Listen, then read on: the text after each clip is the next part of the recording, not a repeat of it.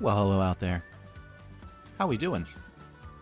On a Tuesday evening. It's been a while since I've streamed on a Tuesday evening. I have to say, I had the best intentions with the new stream schedule. It just wasn't meant to be. It wasn't meant to be. Things have come up and happened. What's up, E-Pony? Oh, we're living the dream. Oh, baby. I've been doing a little bit of gandering at some inspiration images. I posted them in Discord, but here they are. Hope. Yes. All my buttons still work. Lovely. Some cool stuff. A lot of color. I'm liking the color. But I'm thinking second column, bottom row. This is probably our target.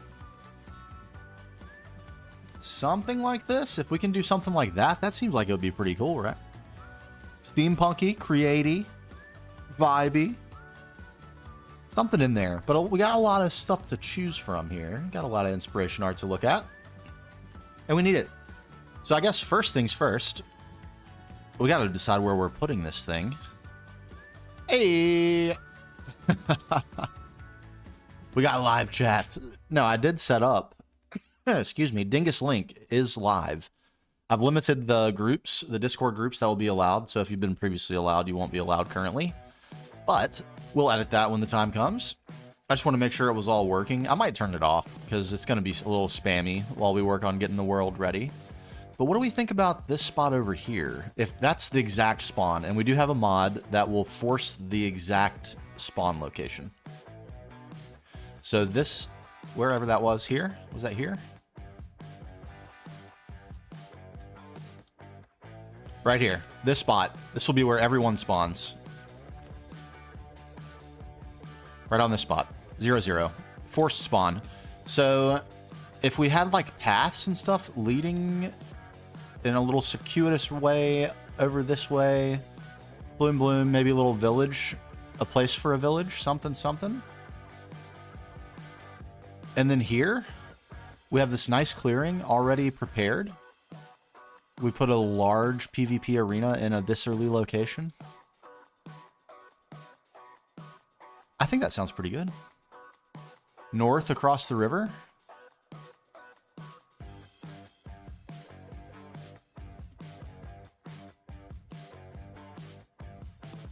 Where was spawn? Do I have a waypoint of this? Of course not. Dang it.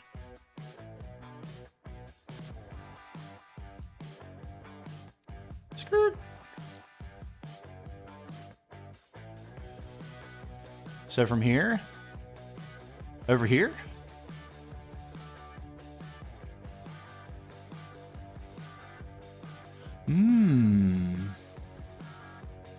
What's this? Oh, this must be some stuff Shiro was playing with. Helping me test. I didn't get a new mic. Does it sound way different? Is it too loud? Give me some feedback on that. Because I think Windows Update did something to the settings. So it was peaking yesterday. I had to turn it down. Is it still too loud? Turn it down a little bit more. Maybe that's better. I've got it further away from my face, like everything. You might be right. A little bridge action? Sounds a bit different even today than yesterday? What the heck? Is there a setting? Did I goof my settings up? Okay, I'll put it back up. I don't think those are it. Settings.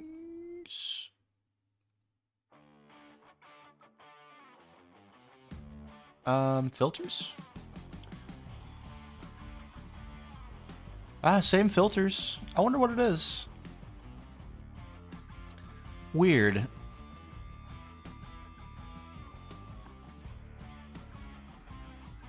Yeah, it might be. I mean, it has taken me so long to get over this ick, this sickness that I've been dealing with. Ages, literally ages. Okay, let me plop this away. What is this? Stove, tea kettle, smoker. Farewell. I'm sure Shiro won't mind. We think here? Is this large enough?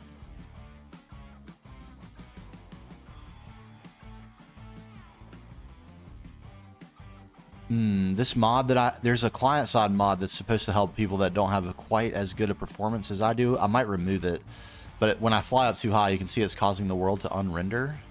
There's like a below you value that it prevents from rendering a certain amount of space below you. What's up, Sarah? In fact, I'm not sure I like this mod at all. This is not going to be... No, I can't build like this. Not at all. One moment.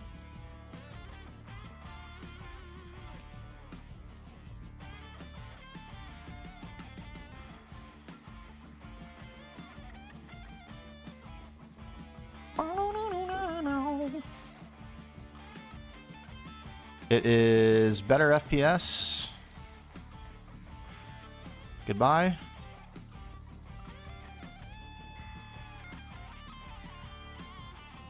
Zero config, yes.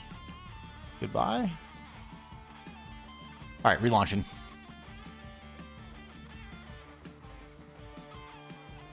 Bow, bow, bow. I don't know if that spot across the water is big enough. It needs to be big enough to host like full-on faction v faction, which right now it would peak at 5v5. But maybe after we get the promo out and stuff, we'll have some more people interested in playing, so it could get bigger than that. So we want a pretty large PvP arena. Hugs! I like it. Thank you. Thank you.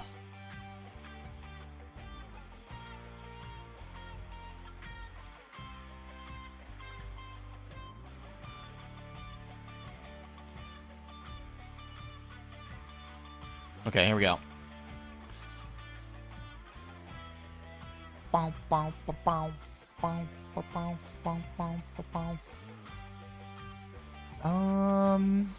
me waypoint the actual spawn so I don't keep acting like an idiot and not knowing where it is.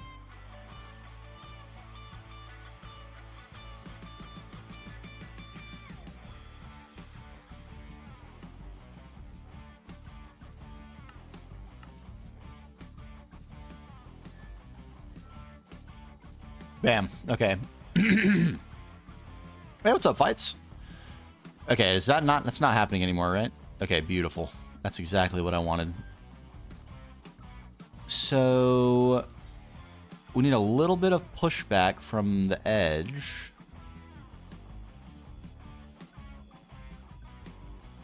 That's pretty big. I mean, over here may be good.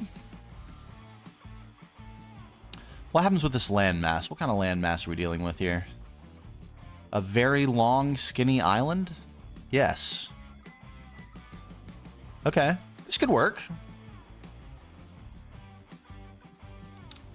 I think this could work, actually. Right here could work fine. That's a really big spot. We've got some lead up. Pretty long lead up, but that's okay. We could have all sorts of things going on here at spawn.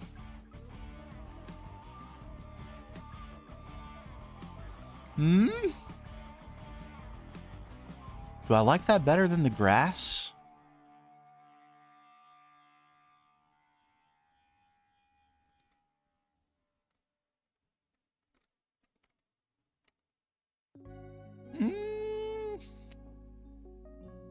That's a tough. Let's vote. We vote. We've got a few people here. What do we think? Island? Where we can build out sort of a village on the island? Or hilltop grass? With like cascading village out.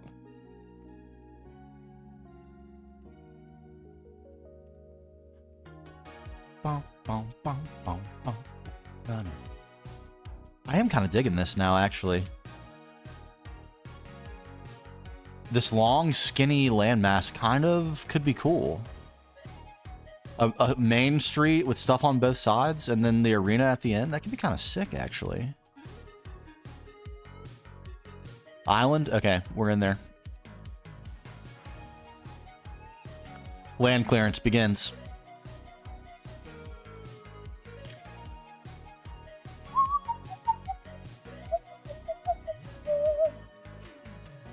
What is this stuff?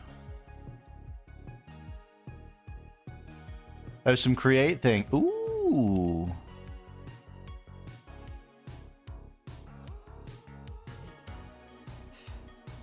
Ooh. Right under our spawn. All right, here we go. It begins the grind.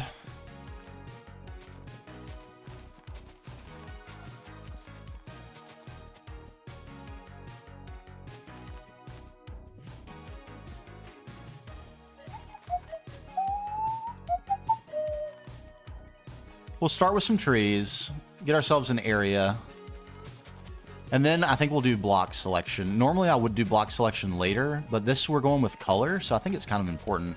I don't want to build the whole thing out of stone and then have to swap it all. So I think we'll do block selection. Yes, Looter. Looter's really good. That's definitely going to be a mainstay mod for me from now on for multiplayer. Really, really good mod. And it has a trophy, and the trophy's really cool. Maybe I'll actually, before we start, I'll look into making the... what am I even trying to say? Currently, we have to loot 100 chests to get the trophy, and I feel like that could be higher. I feel like it could be even like 500. Oh, slippery little snake.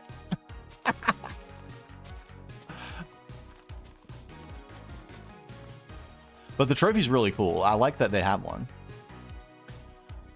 I might add world edit. Ooh, hello, dear. I might add world edit. It can... Oh, man, we got all sorts of stuff around here. A boar. Hello, boars.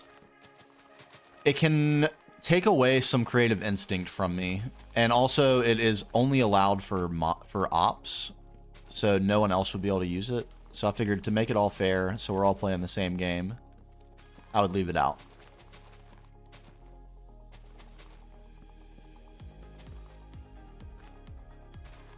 Does that seem reasonable? It might be a good idea for me to add it just for right now, in this like pre-start era of the server. So I can get this build, especially once I start having like wall sections and stuff that I could copy. It'll make the build a lot faster. In fact, I probably will do that. And I even considered adding Axiom. I don't know if anyone's ever heard of Axiom, but it is an insane mod. It's like world edit on steroids. It's completely crazy. I'm destroying your home and your habitat. I'm sorry, friends. This isn't so bad, though. Creative mode's really nice, too. Bah. And we're vibing. This playlist has grown. We have some vibey tunes on this thing now, I'm going to be honest with you. Lots of them. I might even remove some songs that don't quite fit the vibe. We do have... There's like some near misses in here that are close to the vibe, but not quite the vibe. I don't think I would want to make it for everyone, Ethan, because it's really, really powerful. And... Not that I'm afraid people would misuse it, but I'm afraid there's some experts that would actually know what they're doing and start using really big commands and hurting the server performance. I might even do that. So, because I've gotten pretty familiar with world edit during my time in GTNH. And I don't want to ruin everyone else's experience so that I can build faster and use crazy commands and stuff.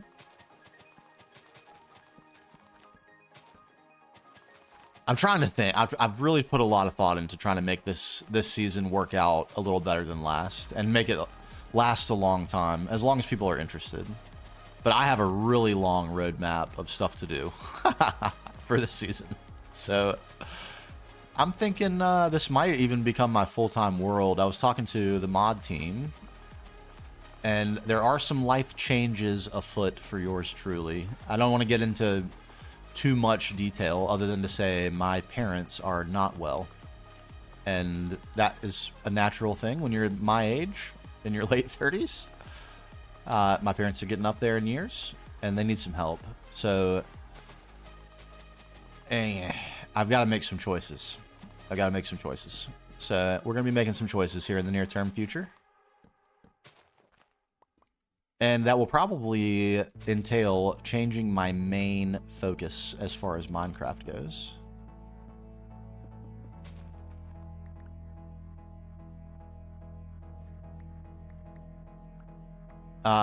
So yeah, we may think about making GregTech New Horizons into a multiplayer world.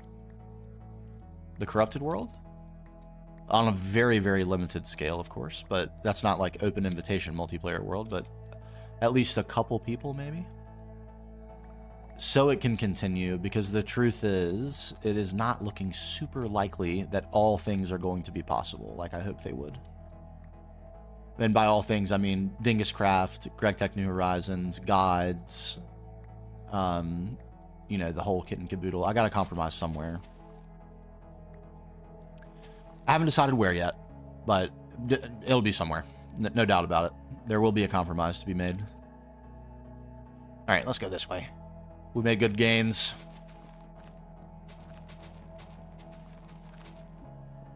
Okay, yeah, this is actually one of the songs I could probably stand to remove. I'm gonna go ahead and do that. I really like this song. Unfavorite. Next. There we go. But it's a little slow. I need pick-me-ups, you know?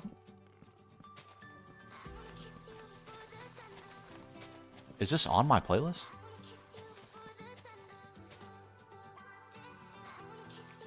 I don't usually go for songs with words.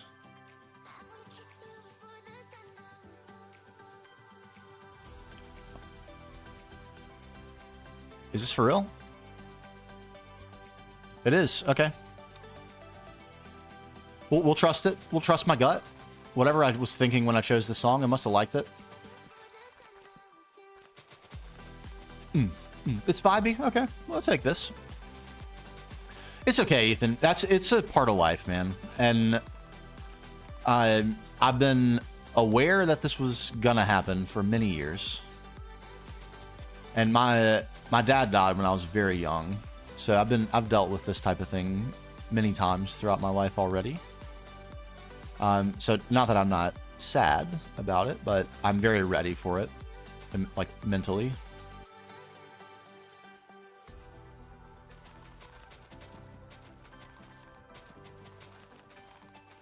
So now I'm talking about my mom and my stepdad, who's a great man, a very fine man.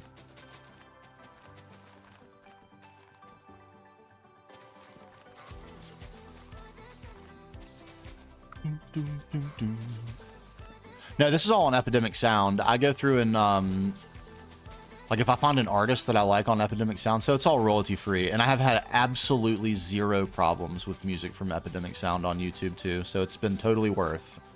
It's a little bit expensive, but I'm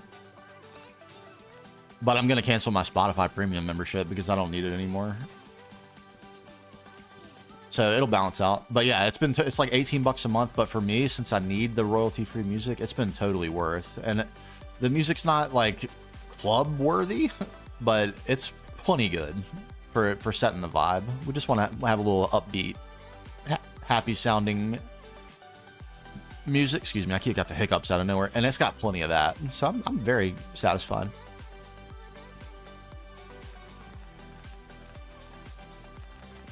At first, I thought it was going to be a little scant, but the more time I've spent and kind of figured out how to search, like searching for songs, you can't really do that because you would never know the name. What? This must be the version with words. Come on. Pick me up, baby. There we go. This is what I'm talking about. Anyway, yeah, you can't search for songs because it's not like mainstream stuff. You wouldn't know the name of the song. You wouldn't know the name of the artist. So you have to search based on like genre and beats per minute, and there are a bunch of descriptive words and stuff that you can use to help narrow it down, but you got to know which ones produce good stuff, and that just took a little bit of getting used to.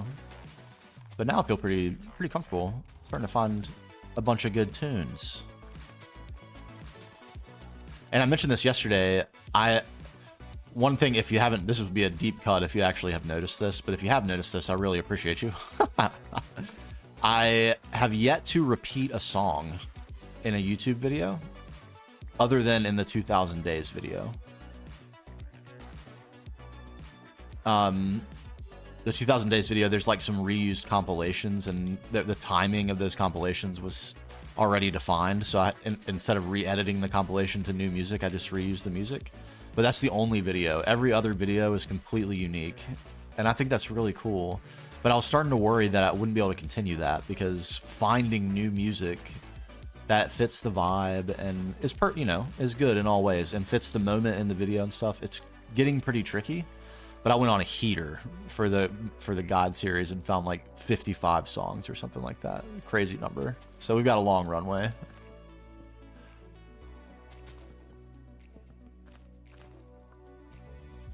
Lemon. I was wondering what that was. Okay.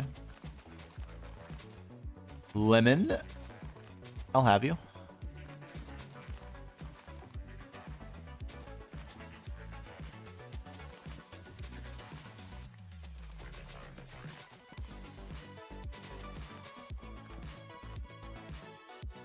All right, how we doing? How we doing?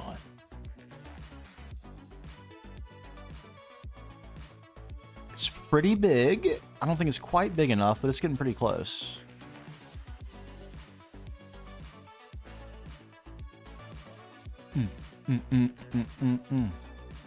Small mod edition HT tree chop, basically tree capitation.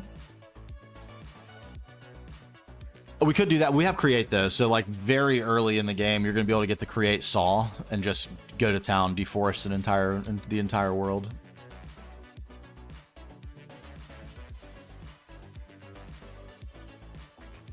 That make it painful at the beginning though. What are you talking about, E-Pony? Sorry, I might have missed. Might be missing the context here. Moved on in my mental from what we were talking about when you made that comment. Sorry. Clarify for me. Forgive my ignorance. I would like that to not chop every tree down. I'm gonna be honest. This.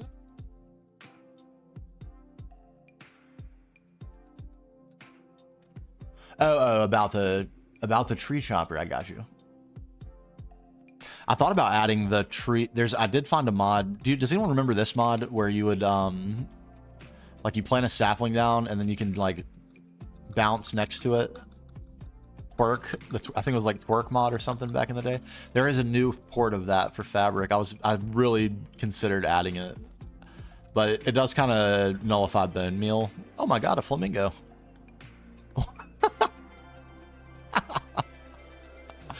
It kind of nullifies bone meal, and it looks like we've got a dungeon right there, so we're gonna be able to solve bone meal pretty early. Or yeah, something like that. I can't remember exactly what it was called, but that used to be a fun mod for Skyblock. Take some of the grind away from the early bits of Skyblock, having to wait for trees. All right, if I go in a straight line this way,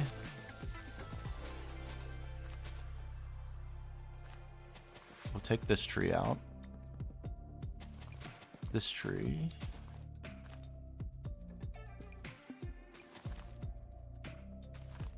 This one.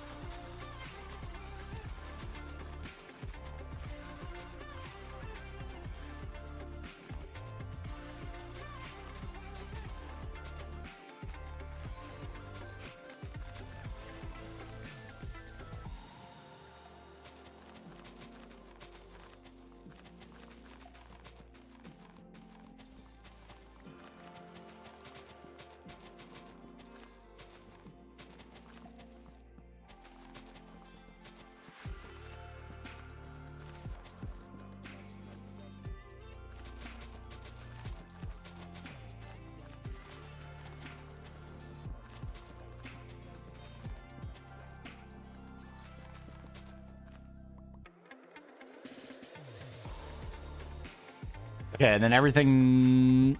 What is this direction? West. Everything up here, we clear. Got a little bit of a buffer of trees around the back. Open over here. We'll leave a layer over here. And we'll come up to here-ish.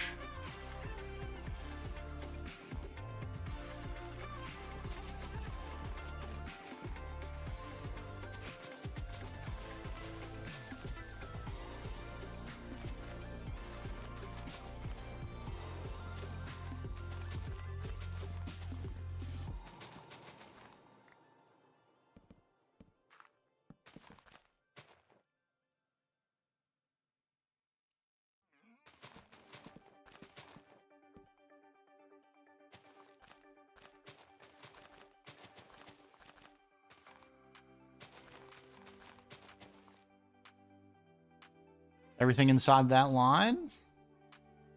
And then...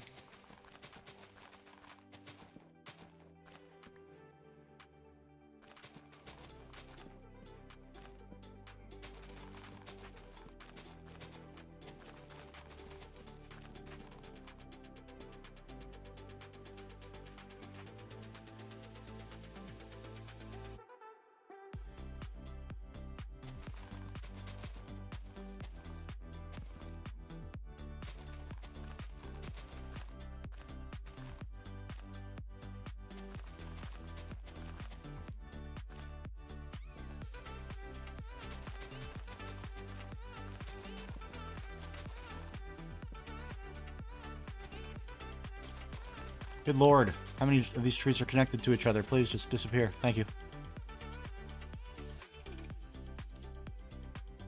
Oh, we're getting pretty thin over here. I think that's fine. We do have right quick harvest. Yep.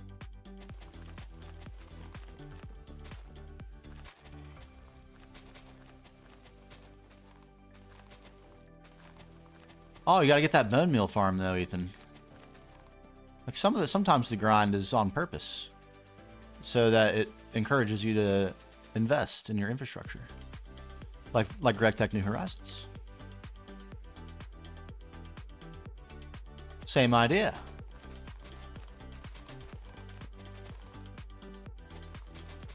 Get yourself a little Skelly farm, and you're gonna be in business, growing trees to your heart's content. Or go to the Nether and farm up a bunch of bone blocks. An investment must be made. Okay.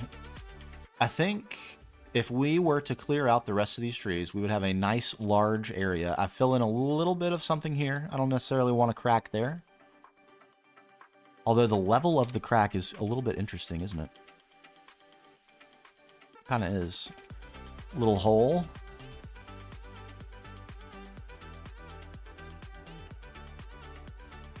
I don't know what that was. Okay, I was wondering if that was real. I couldn't tell if it was just a troll or if it is you can actually play it. It does look pretty funny. Can you play it for real? It is. That's so funny.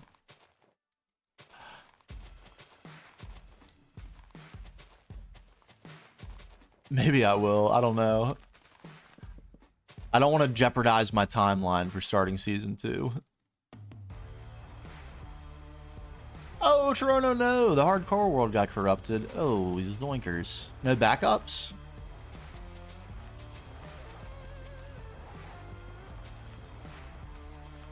No backups? I am a little bit nervous about DingusCraft because the backups are only every 8 hours. And that's the maximum number I can have. 3 per day.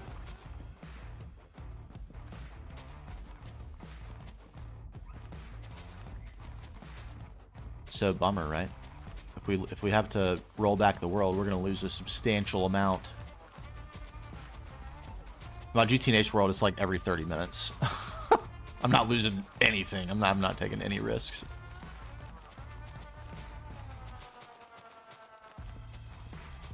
Yeah, we ran into one game-breaking bug in Season 1, but it was pretty early. So, like, it could have been way worse.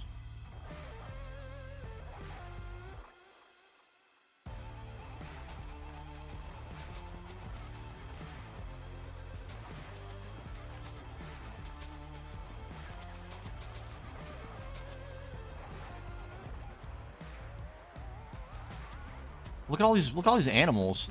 Are those cardinals over there? That's our state bird here in North Carolina, the cardinal. When I was in 4th grade, I actually really hope they make my daughter do this. I'm not gonna lie. I hated it when I was in 4th grade, but now that I'm an adult, I'm so glad I did it. Because I know so many things about our state. We had a North Carolina project. We had to do a whole project on the state of North Carolina in the 4th grade. About the state, we had to learn like all the state stuff. What's the state drink, which happens to be milk. The state bird, the state mammal, everything. It was crazy. Is that a cardinal? What are you? It is! Oh my god! Look how cute it is! It chirps!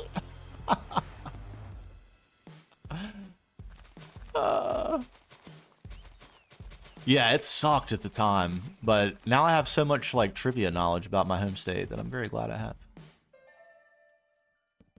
I probably only retained like 8% of everything that I included in that report, but whatever, for what it's worth. I know that our state bird is the cardinal and that none of our state's sports teams are named after it, which seems very strange. Because North Carolina is packed full of sports teams.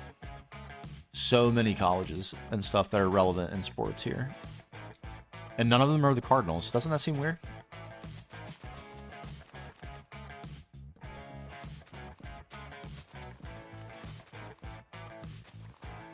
Oh, the bug, yeah, but it happens.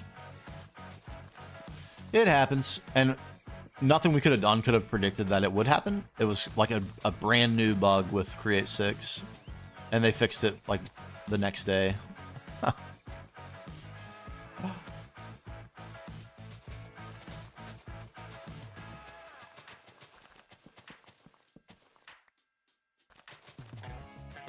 Yeah, so we lost one day. We had to roll back. I mean, we basically had to start over. It wasn't really a rollback. It was like fresh start on the same seed.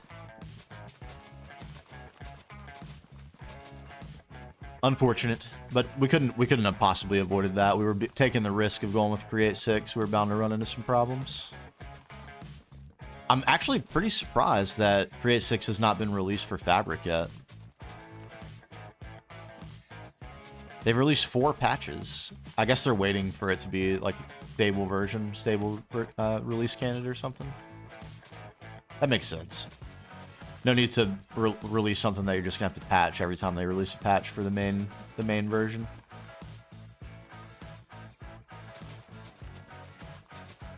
But still, I wish they would. Those little cart things are so cool. Is it stability specifically with fabric? Like flywheel or something? It's kind of strange.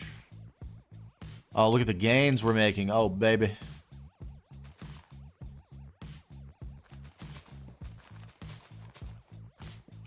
I have no point of reference for like what is the difference in complexity for Forge versus Fabric or Neo Forge or whatever else. I have no idea. I've never even looked inside a jar file. No idea what's in there. Do they load? Yes. Good.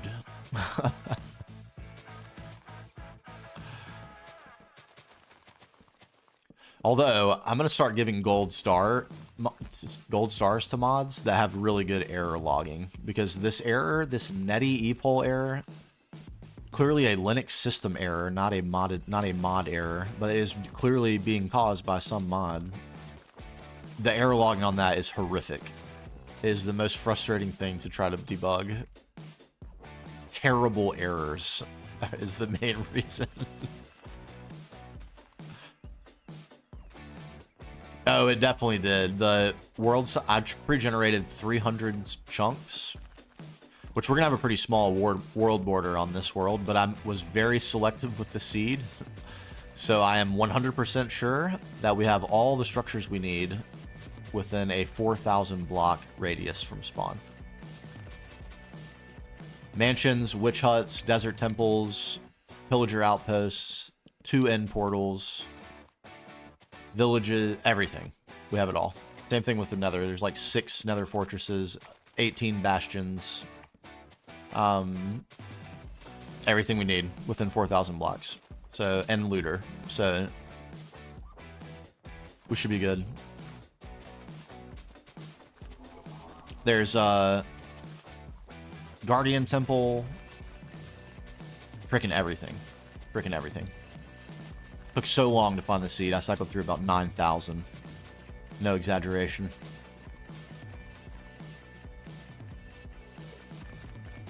The Netty ePole error is a JVM error? It seemed like it was related to like the freaking container. And like the network protocols used to get out of the container from inside it.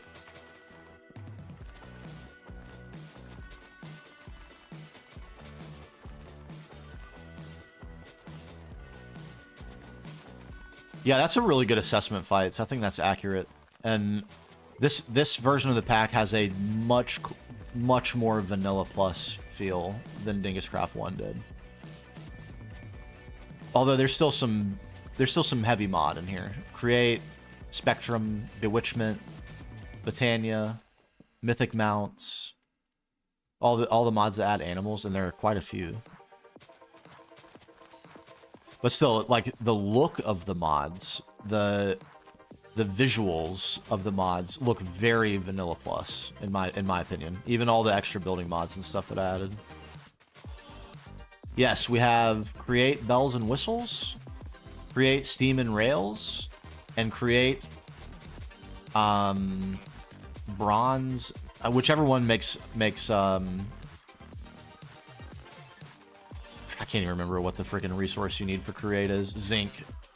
Bronze and zinc. It makes bronze and zinc renewable through a create machine.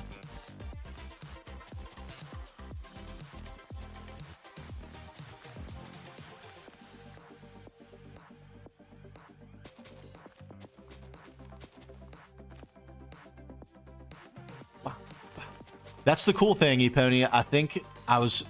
You know, maybe it won't work out quite as well as I'm thinking it will, but I think because of the structure of the schedule, you can progress at whatever pace you want, as long as when you participate in the events, you down tier yourself to the appropriate tier. Easy.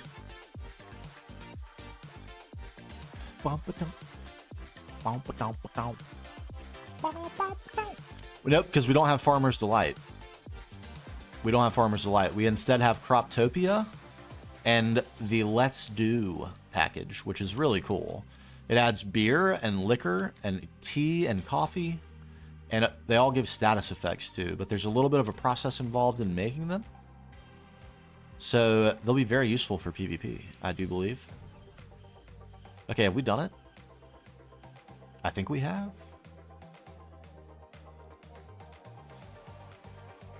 Zoinks. Okay. Fare thee well. Now, at what level do we... Whoa. I didn't expect that. I think we build at this level here. Maybe one level down from that. Yeah, one level down from that. This level here.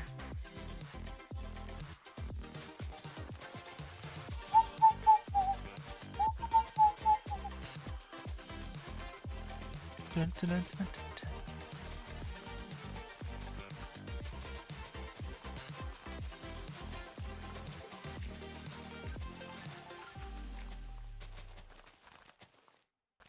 Friend, get out of my way.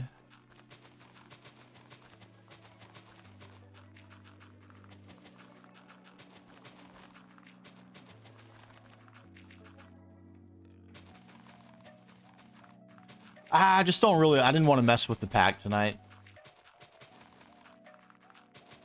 I need to put... No matter if I use World Edit or Axiom, I'm going to have to put it on the server. And I just didn't feel like messing with the mod balance and stuff tonight. The performance is really, really good on the server. Like, all the error... I fixed all the errors. And I just don't want to screw up the equilibrium. I don't mind a little hand jamming. It brings me back to my vanilla roots.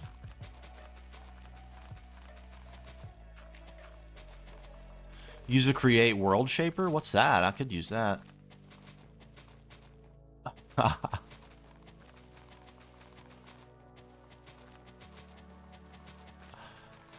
Cheers, fights.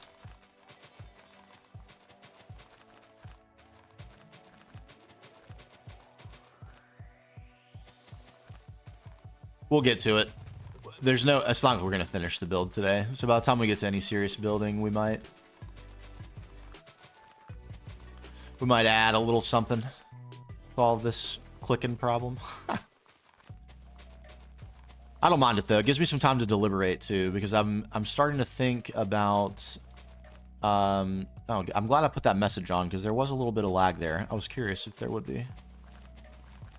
Just so everyone is, if there is a little bit of FPS lag when the backups happen, at least everyone will know why. But I'm thinking about palette because we want to go with like a bronzy, like something a little bit metallic to support the steampunk, right?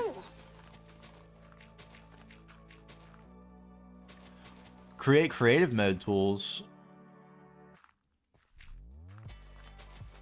Okay, yeah, I did, Ben. Yes. Oh,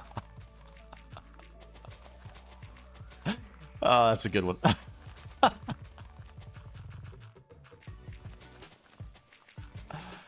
Do they have has creative mode tools? Tell me more.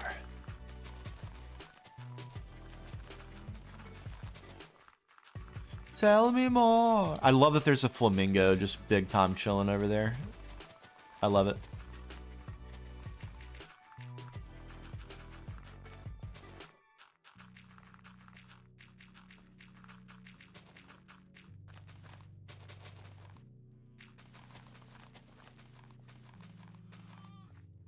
Oh, the create world shapers.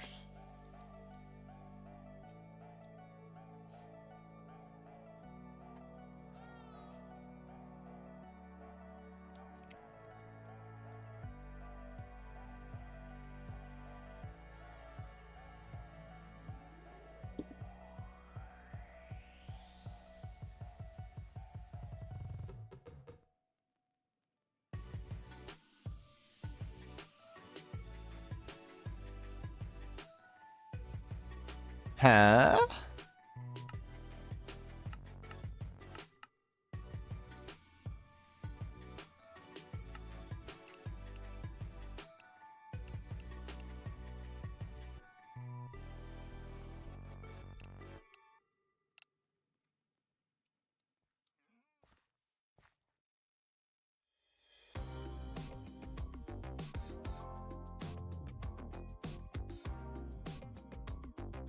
Ooh.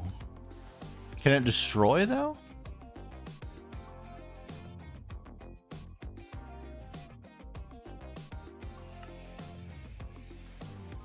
Yes, it can. Goodbye.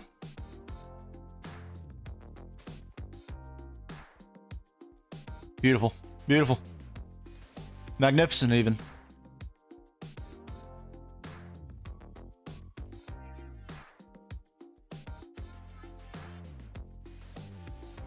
Look at this. Good on you, Create. I love you.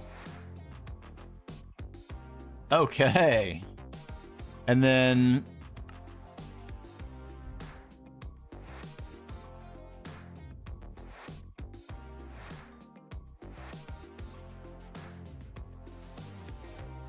Interesting. It does a little bit of weird something with the texture, doesn't it? Or does it? What's happening here? Okay. It doesn't. I'm wrong. Splat. Incredible.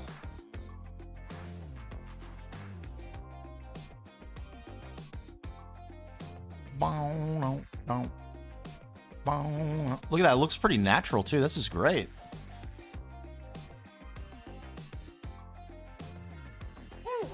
Am I on mute? Can you not hear me? Hold on, I'm pausing.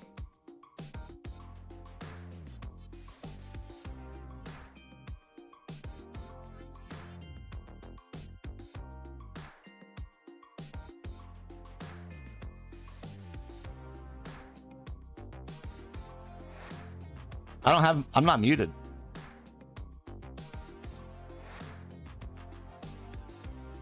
Right? Hold on. You can hear me, right?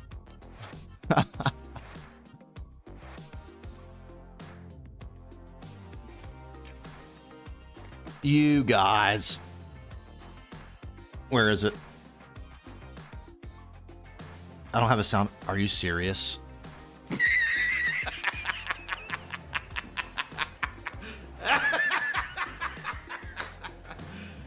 You serious?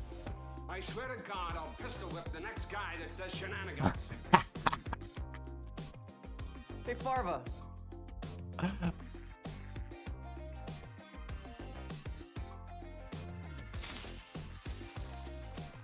Yes, play them all. Play them all. It's been a while since I've heard them.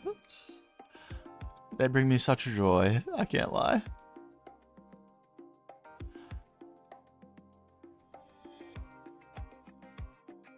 I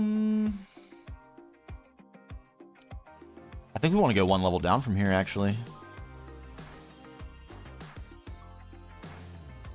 And this thing made it so easy. This thing's great.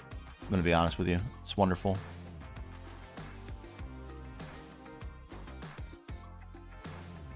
Look at it go. It's magnificent.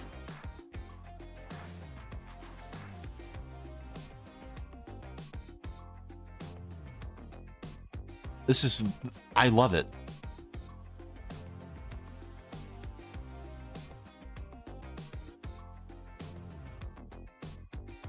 It's fantastic. Can I make it? Can I make the range bigger? Oh my god. Oh my god. 10 max? Okay, that's fine. Goodbye.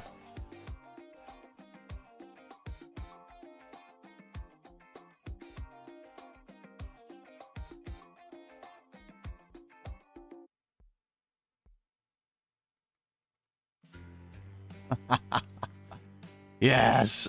I'm waiting. I want to get the pack released as soon as I can so people can download it and play around in single player with the RPG stuff, because it's really interesting and there's a lot to it. And picking your role, you know, it will matter, because the PvP, the style of PvP you play will matter.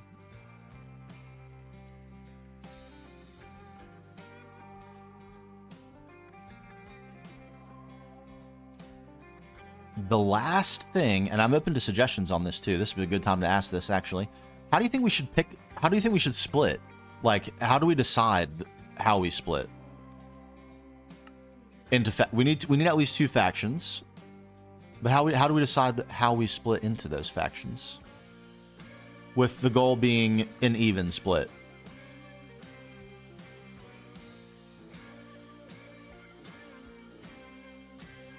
What do I want to do here? I need this to be bigger. I guess I need to raise this up a little bit.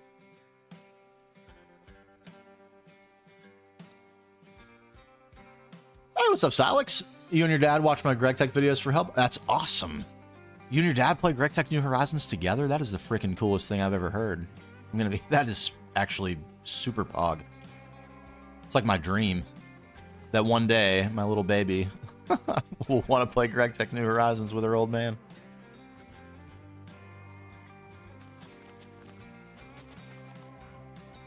That is freaking cool. What is NS divide?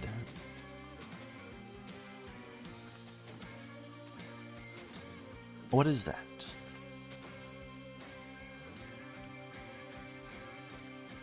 God, this thing's great. Oh my lord. I can't get enough. I mean, look at... It's honestly so good.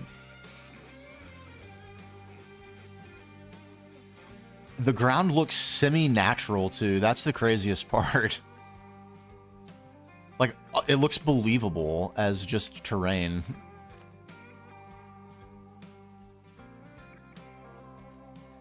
This could be better.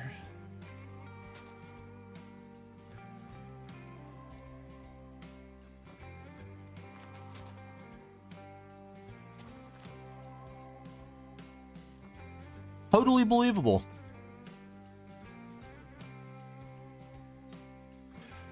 Oh, yeah. So that's another... Okay, so I guess there are 2 things to decide. Is... Like, we want the factions to base together. So, like, 2 areas. How to divide the map for the factions?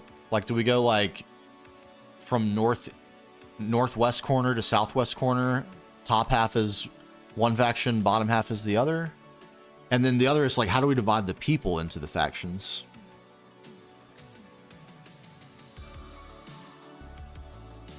Self-organization, I feel like, is a risk. I kind of like the I kind of like the idea of having it be random. Not that I would, but I could easily be tempted into saying, like, all right, Misa and Yevon are in the same faction. Like, I'll go ahead and say that right now. And, you know, some element of fun there, but I don't think that wouldn't be for the best.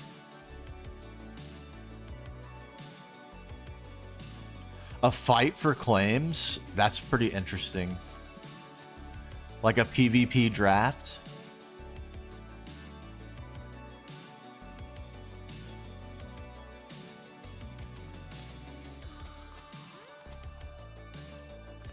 Yeah, we got almost a month before the season starts. 3 weeks, technically, 3 weeks. And in that time, I'm gonna finish this build and do a promo. So I'm not like convinced, but I think we'll get some additional interest. This thing is the best. There's no debate. This is the best tool that's ever been devised. It's better than the Vajra, I'm gonna be honest. That's unbelievably good.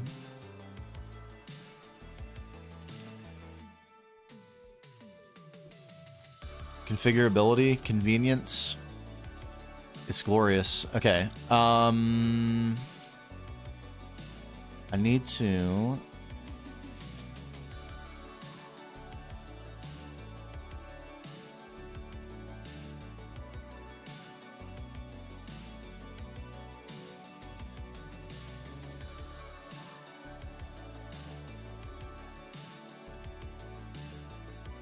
could have done a better job there. That's okay.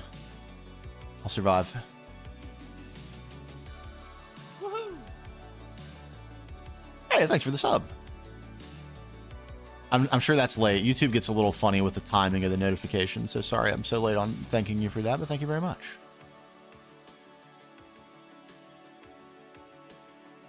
Yeah, and I don't want... The other thing about the draft is I don't want anyone to feel like they're being picked last for the team. That's not the intent at all. The only intent is to divide. We need to divide somehow. So yeah, anything that has the potential to make someone feel a little bit like bad, either at the game or about themselves or whatever, that's not what we're going for at all. And I'm not good at PvP, for the record. I have enjoyed FPS games and stuff like that in my day a lot, but I am not good. I'm strongly considering taking a support role. Priest. I'm even considering okay. Let me actually explain. Here we go.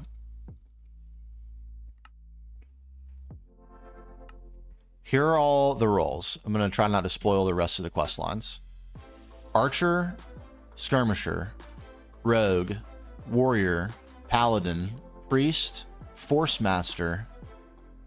There's 3 types of wizards in core wizardry and 3 types of wizards in elemental wizardry, but you have to start with this basic gear for all 3 types within each. So that's a lot of roles. There's really only 2 support roles currently. Here's an idea, okay? Let's Do Mod Set has this Brewfest gear, which is really bad armor values, right? But it also has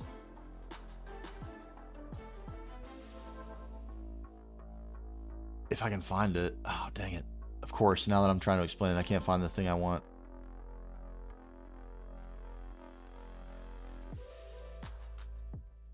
It has this. It's from Herbal Brews. Look at that buff. Okay, so imagine you take the trader role and you're wearing this hat, which makes you like almost immune to any of the wizards, or at least severely decreased damage that you would take from the wizards.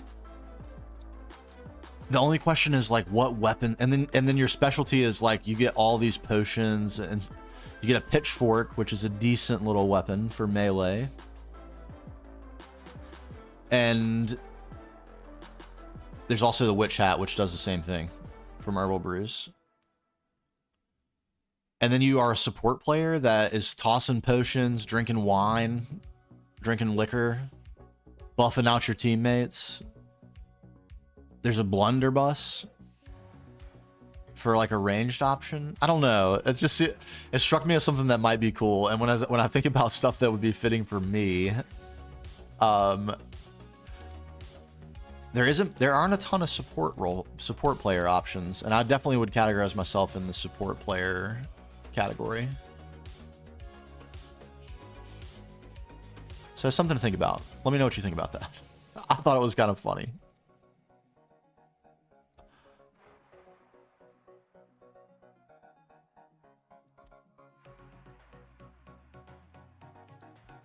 I'm hoping that the variety makes it really interesting. Like if, you know, so let's say you take the rogue role and someone else takes the, you know, the basic elemental wizard role. And then we get into PvP, and there's over those in that specific battle, the rogue might have a big advantage because of speed or whatever. But then, you know, that the wizard fights someone else, and the wizard's at a huge advantage because it has resistances or a magic that the person can't resist, or, you know, something. I feel like there could be some nice balance. And all the roles have jewelry that give them buffs, so that won't be available for the first PvP event, but for future ones we can wear the jewelry to counteract some of the imbalance, and I can adjust the buffs that the jewelry give and get very particular about the buffs. So if we need to create better balance, we can. Very, very configurable mod. Really, really cool set of mods, honestly. The RPG series.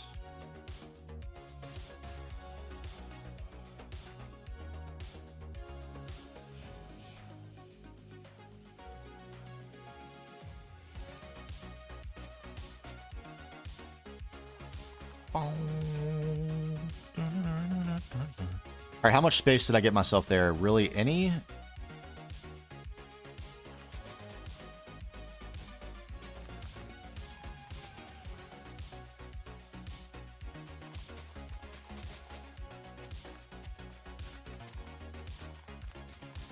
Yeah, we got a good amount of space. Okay.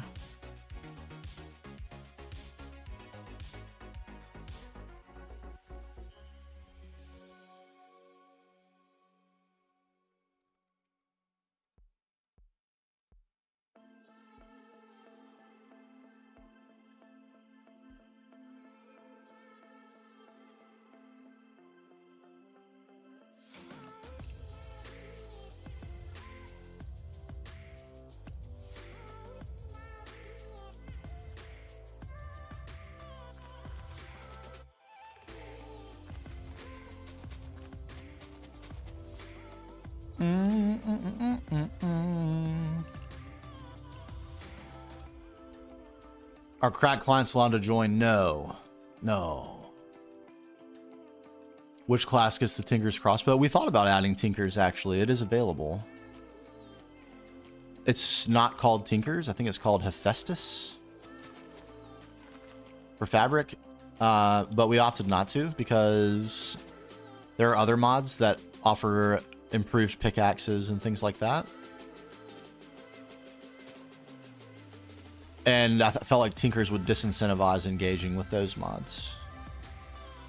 Which is what it almost always does for me if it's included. I will always use Tinkers if it's in a pack. Because it's so good.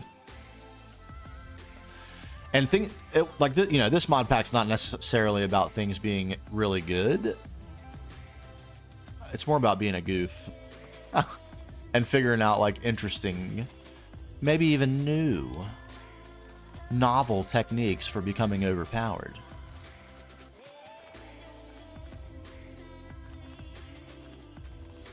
By the time the PvP events get to the end where anything is allowed, it's going to be wild. Especially with Botania and Spectrum.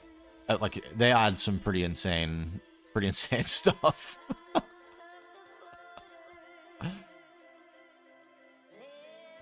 Like ridiculous potions that give you regen 4 for 12 minutes or something. Crazy weapons. High tier enchants. Uber enchanting. Sharpness 10. I mean, it could get wild. Just question, how do you get monetized if you don't have many shorts views? And I understand the watch hours. You had like a 100K vid blow up. The way I got monetized was just through... This is not really the way to do it. This is not the way YouTube would encourage you to do it, but I'm a quality over quantity guy. So my strategy has been put a lot of effort into my long form videos. You know, they're synced to music. They all have unique soundtracks. Every single one of them is completely unique. They all include a humongous build where I'm putting like, you know, 50, 60, 100 hours of effort into just the builds. And people watch the whole video. It's very typical for, you know, me to have like 70% viewer retainment throughout the whole video. So, and that's really good. I'm like blown away and very thankful for that. But that's how I accumulated so many watch hours.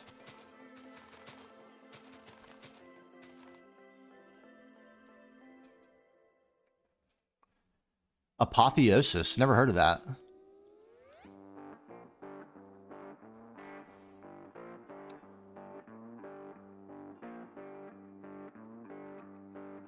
Yeah, and Spectrum adds bedrock tools, which are even better, like I think like 10% faster than netherite. They're very, it would be very arduous to acquire them. Spectrum is not an easy mod, but they are really good. And that's cool. I think that's cool. It wasn't a requirement for me. For me, it was 1,000 subscribers and 10,000 hours of watch time in total across either any form of content.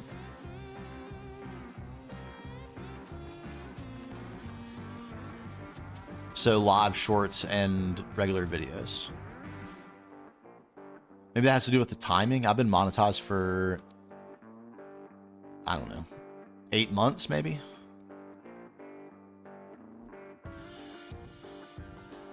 Something like that. I don't have that much interest. I have made a few shorts, but I'm not that interested in making shorts. They're not as fun. They're a little bit fun, but like the ideation process of shorts is short. And I'm more of a, I like to, I don't know. The videos that I'm making have a huge story element that I put a lot of thought into, and I like that. It's fun for me. And this, I don't get that. It's not quite the same with shorts.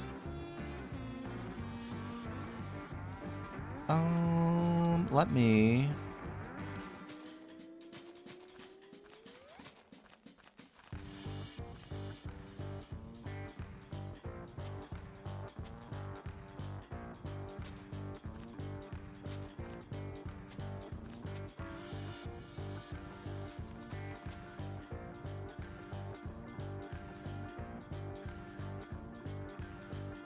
It's still not feeling even... I think I need to fill this in too. It's still feeling a little small.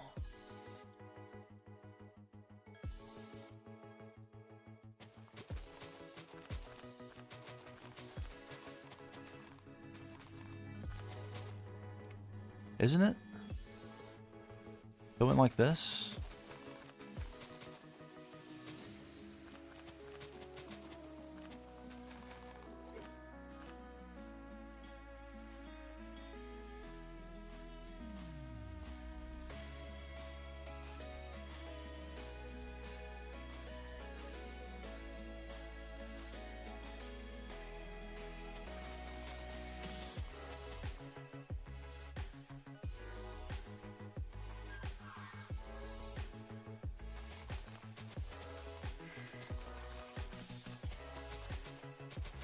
kind of actually think that's kind of whack that they would require shorts. I like sure, yeah, that guy. That's so true. Those corny lines from the original Pokemon. I loved that game, to be honest. Put a lot of hours in. Pokemon Red. All right, were you red or blue?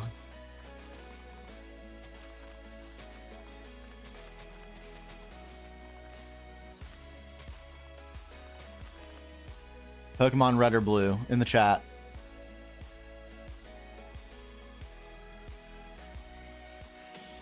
Yellow, I hear that.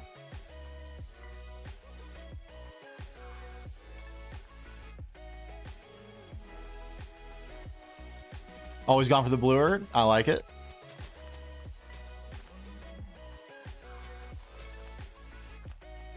I was definitely an OG red myself.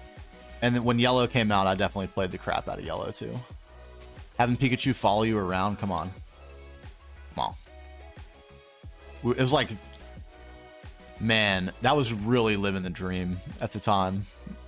That felt amazing.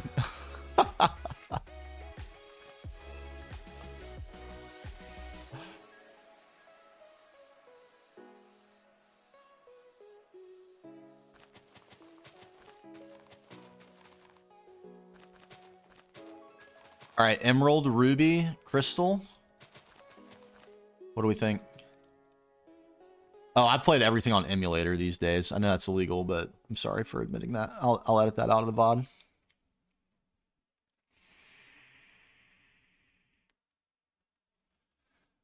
Yeah, the tutorials are, and the structure of the episode has a lot to do with it too. I think this is at least my personal take on how to get high retainment, viewer retainment of a video. The fact that in most of my videos, the really spectacular thing to see is at the beginning, keeps people from clicking off of it. Like they're interested to see the rest because the beginning has like some spectacular element to it, like a new build or just, you know, something crazy.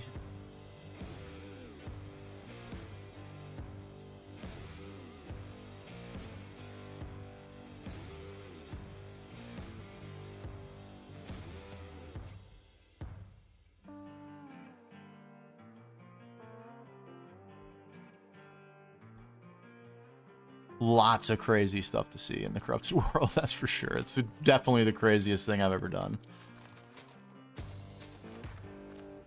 It is pretty crazy.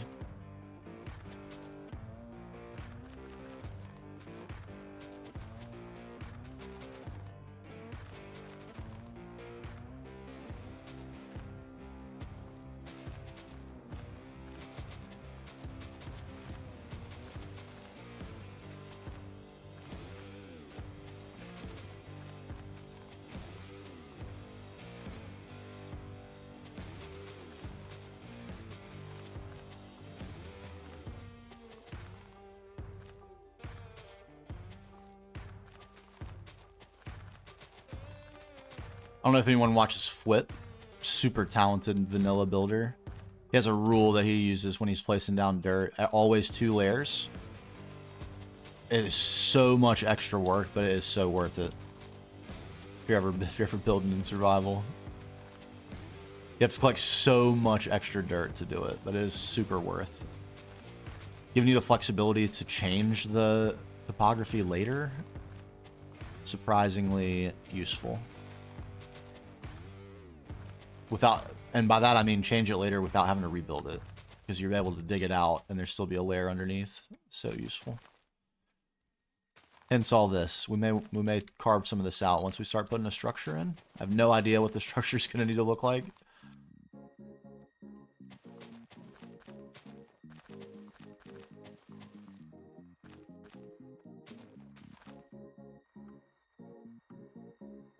First mainline game was Shield.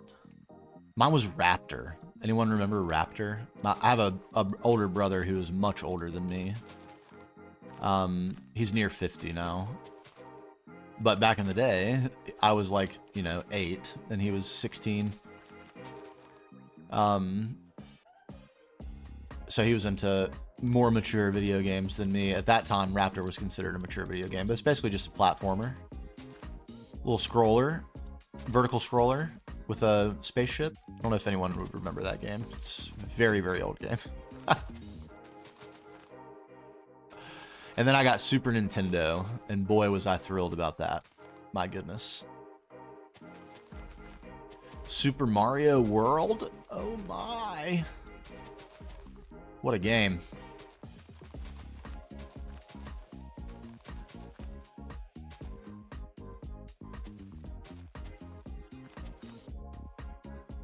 It's getting ugly. It's getting ugly over here.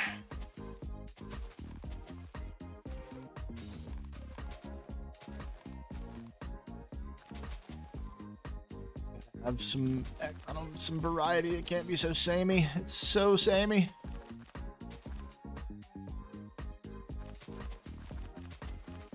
God bless creative mode. This would be such a pain in survival. And by that I mean it would never happen.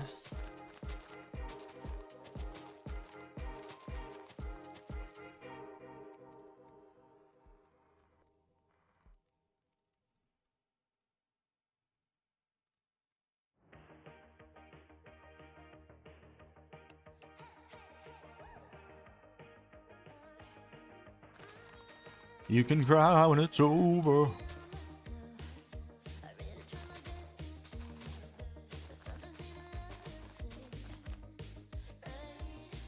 Is this even enough? I don't think it is.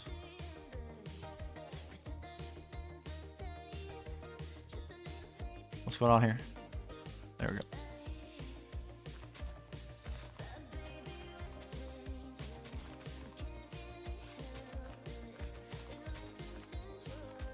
The threefold special right here. What a legend. He was in a chat the other day. Little content creators, GTNH content creators chat the other day. Good to see him. No, he's taking a little break right now, I'm pretty sure. Streaming, but not making videos. Hope he's well. Legend.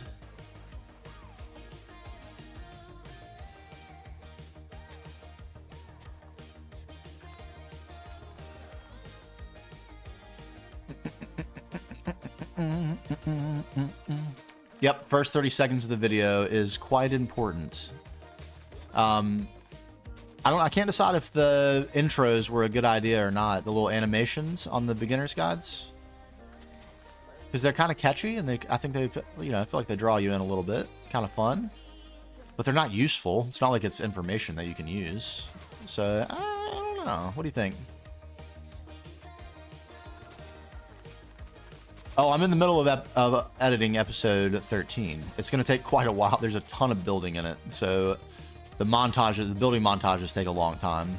There's many hours of footage to look through to get the right clips. So that's going to take quite a while, but I'm hoping to get it done this week. And then it's unlocked. We can start playing again. And I'll probably do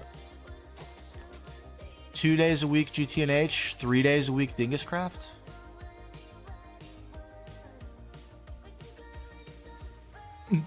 You like the intros? Keep them? Okay. Thank you. I'm glad to hear that. I do put a lot of effort into them, and the animating is really fun. It has been a really good time. I use Minimator. It's a little bit hard to pronounce. Minimator. But it is really intuitive. Once you get the feel for how it works, it makes a ton of sense. And really the only trick to it is figuring out how keyframes work. And if you've ever used an editing software of any kind before, you might already know how keyframes work. And yeah, there's only one trick, which is basically to create a keyframe at the very beginning for every piece that you're going to animate of a static position. And then from there, everything is movement from a static position. And so everything is an animated movement from that point forward. But if you forget the keyframes at the beginning, you will your character will slowly move to the position that wherever your first keyframe is and whatever position they're in at that keyframe, they will very, very slowly move their body into that position over the course of the whole animation, and that can ruin it. But otherwise, there's not much to it.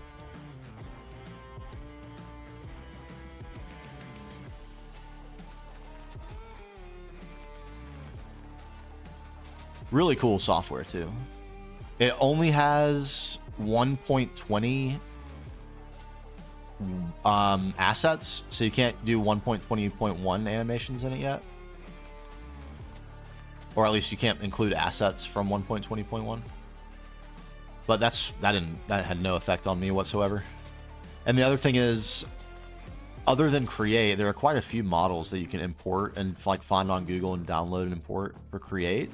But for other mods, you will not find models. So I had to create my own 3D models, and that was very, very time consuming.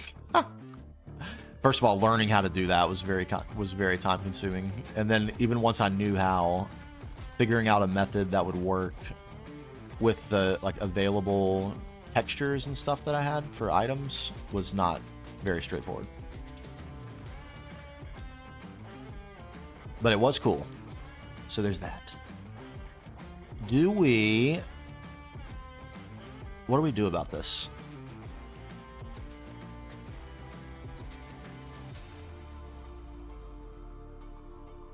I'm not sure what to do about this.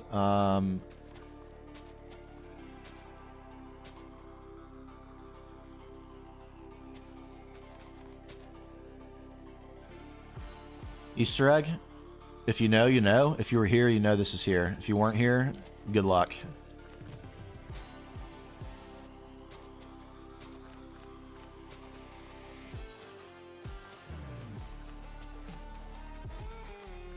And why is it important that this is here? That's why.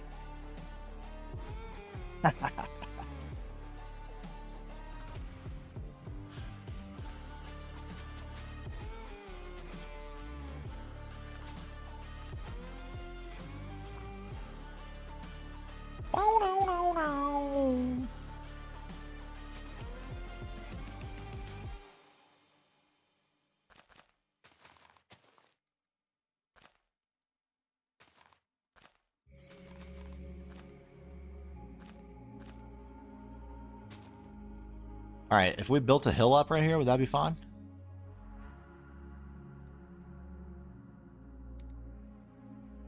It might be. I think it'd probably be fine.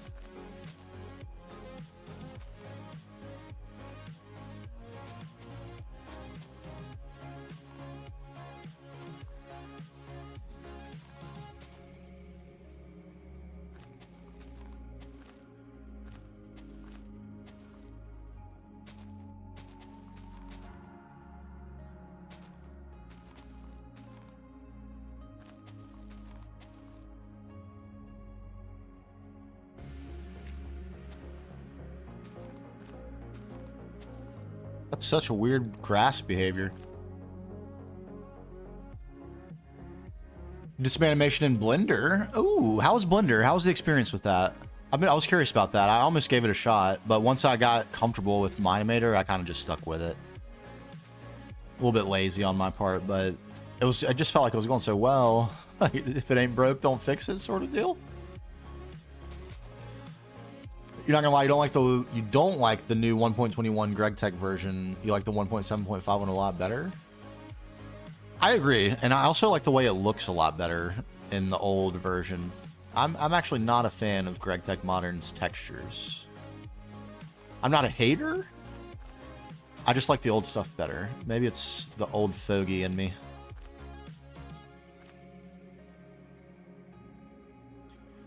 Is it? It could be. Could well be. I might be the Fogmeister. It's worked out pretty good. I can't lie. I'm gonna fill this up a little bit.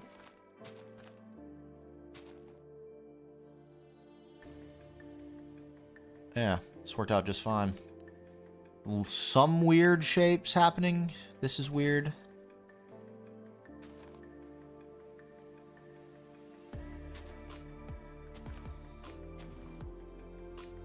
Could be worse, though. Yeah, could be worse. Started flattening this off a little bit.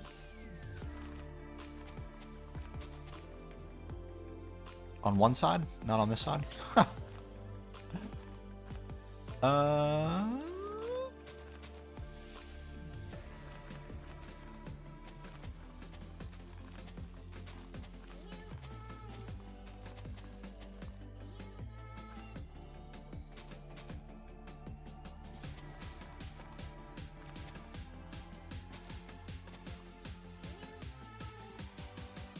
think we've managed this. Whoa, whoa, whoa, whoa, whoa, whoa.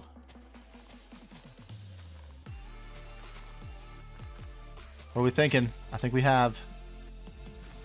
I think A for effort here. B for execution. C for vision. D for dingus.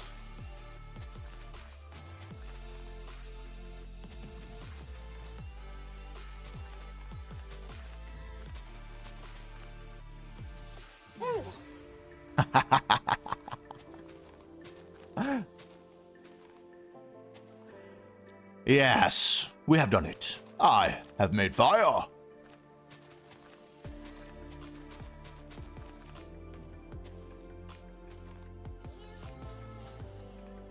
If you know, you know. If you know, you know. We all know. Death, what's going on? Long time no see. How you doing? Am I going to redo the Beginner's Guide series now that 3.0 has dropped? I know, it really is just a quirk of unfortunate timing that GTNH version 3.0, the Steam version, has just come out immediately following the conclusion of the guide series. How about that? What a bummer. I mean, I'm sure to the end of the game, because by the time you have 1 trillion EU per tick, you can probably get some sort of creative energy cell. And that will completely nullify any power consumption you have for applied energistics, and therefore allow you to use the 1 trillion EU per tick elsewhere. Like on a couple of 100 Eyes of Harmony. I don't know. I don't actually know, like, in-game numerical values. Are they in the trillions, or is it like the E to the 24?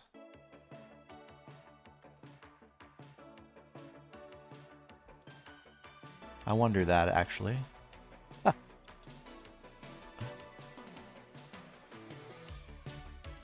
Boom, boom, boom, do do do do do.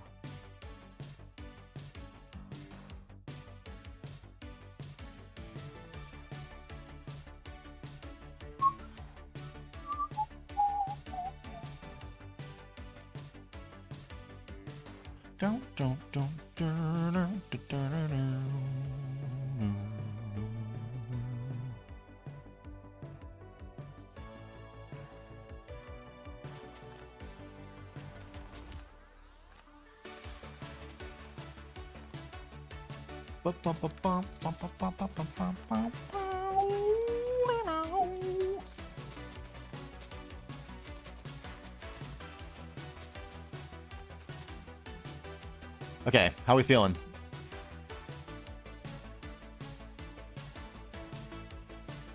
No, bigger.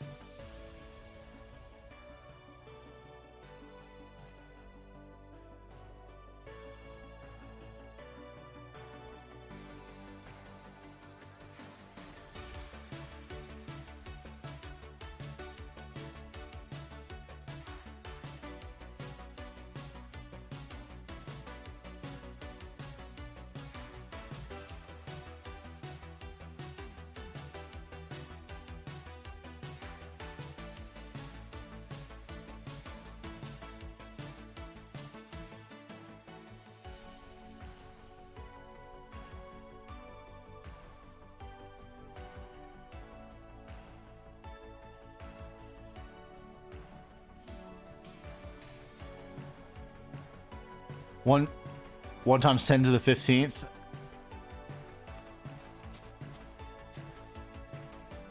What is the actual number? Is there a word for that number?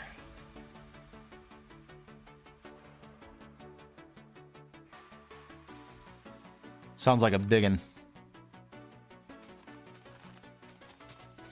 I was just talking on last night's stream about how like the number values in GregTech New Horizons make everything else seem so trivial, like uninterestingly trivial. Any other mod pack or you know like the values associated with other mods, they seem like child's play. I don't know if I'll ever be able to be entertained by them again. It's kind of sad.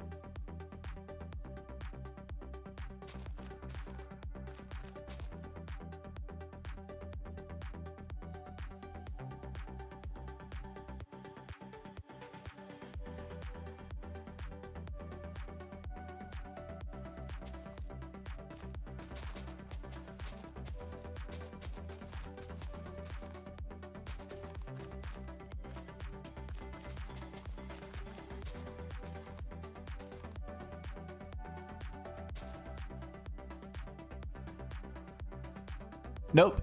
Nope. The run that I'm on right now is my first one. And I'm in late IV. Late IV. We could be an LUV. We just, like, I have all the stuff I need to make LUV stuff and, like, open the chapter or whatever. It just doesn't seem worth it because I wouldn't be able to make much progress. So I'm not trying to just claim LUV just because I can. We'll wait until we're actually fully ready to get in there. We're almost there. Pretty much just the assembly line stuff left. We got Platline. We got plenty of osmium and everything else. Everything else going very well. Really getting to the end seems like a matter of time and effort at this point. There aren't very many. There are a few. Like Waterline and stuff has a few weird mechanics that I'll need to figure out. But otherwise, I think I have a pretty firm grasp on most of the pack's mechanics that are going to be necessary to finish the game.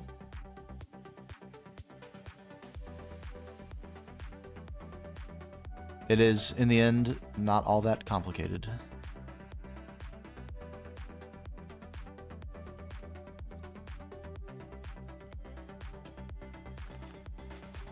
Once you get, I think once you understand how the GregTech New Horizons specific applied energistics components work, you're pretty much set. Almost any recipe can be made very easily using stocking input buses or P2P or some combination of the other available applied energistics stuff.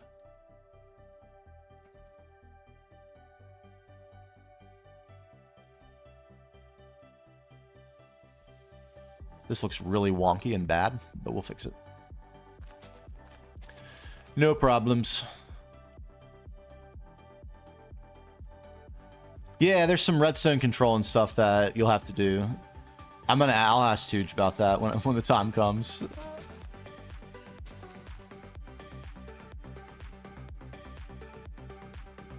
The Hamcore series, if anyone isn't subscribed to Hamcore, I'm sure everyone is. But super good series, and he's really cool too. Very, very chill. My time a gamer.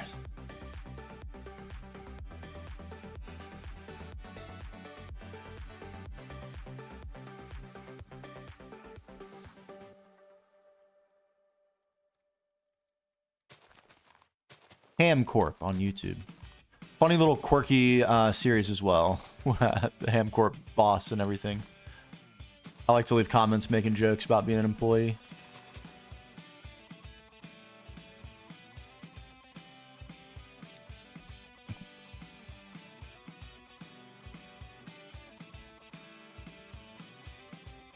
Yeah, that's right, Sarah.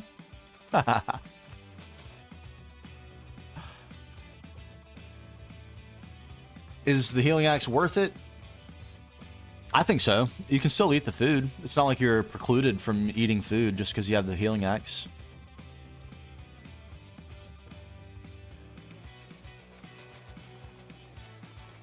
The heart and upgrades and stuff you get from having good nutrition though are really strong. I think that's underrated.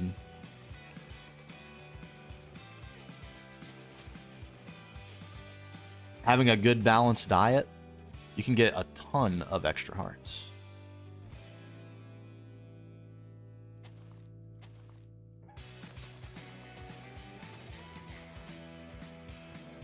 But I still think it's worth it because like you have so many chores to do in GTNH and so many things to set up. Is it really going to be worth the resources to you to set up automation for food? And then if you don't, you'll have to make food every so often, and that's just one more chore. Like you have plenty of chores that you're gonna have to do. I don't feel like it's worth having food as an extra chore.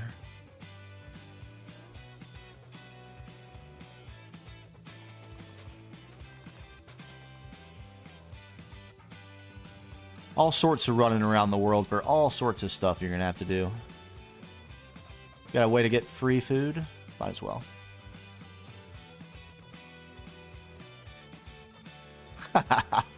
Lay off the commenters and replace them with AI. What a capitalist pig. How could you, Hammy? Could you?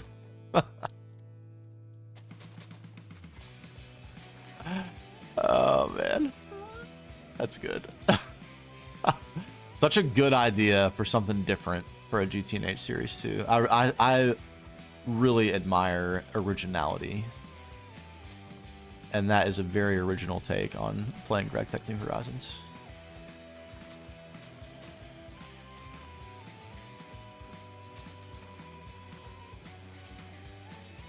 All right, this has got to be big enough. If I expand it out like this, it looks a little goofy, but we'll fix that with buildings and stuff.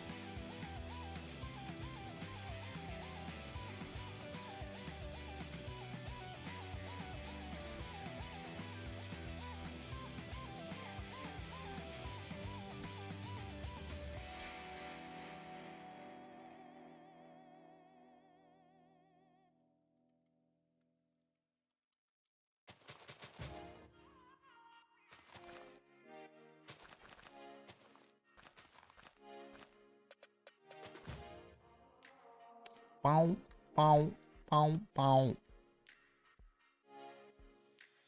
This thing is so great.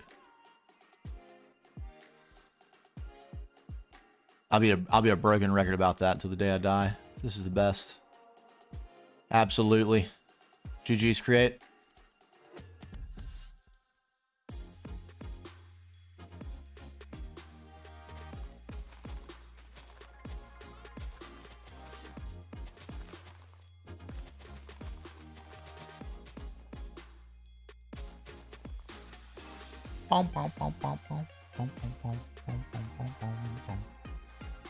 Okay, let's take a look. I think we might have a landmass worthy of a build. I think we do. That's large.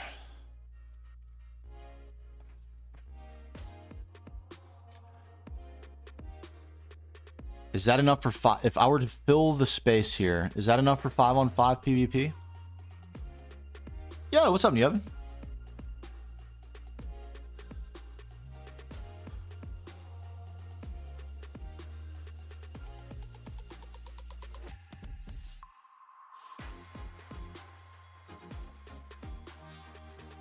Yeah, I did respond in character that day, Penny.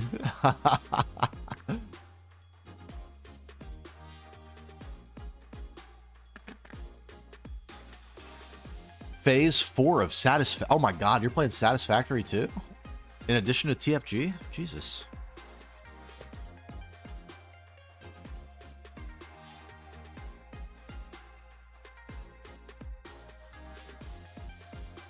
I love that idea, Ben. That's exactly my type of Minecraft play right there.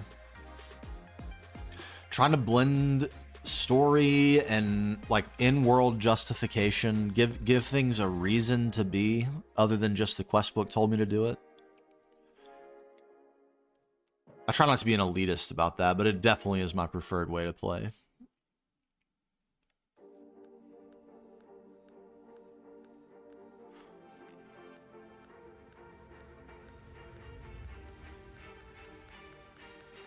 Okay, the landmass is a little bit ugly. We'll deal with that. I think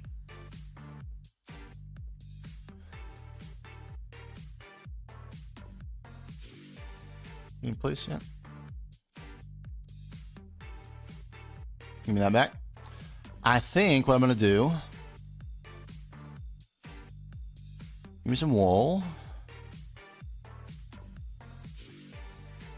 It just doesn't seem very big. Is that?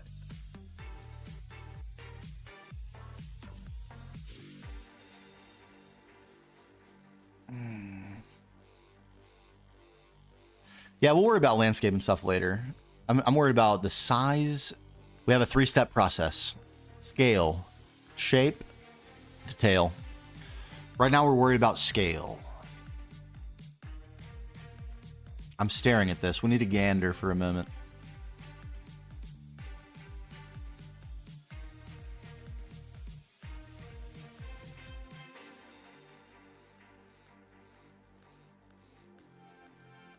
I'm so hyped for season 2 as well, Neven. I cannot wait. I'm like a little bit nervous to even start this because I want to do it justice. All right, cheers. And Ben, I'm sure it's gonna be good. You know, there's the only way to get better at things is to give them a shot and practice too.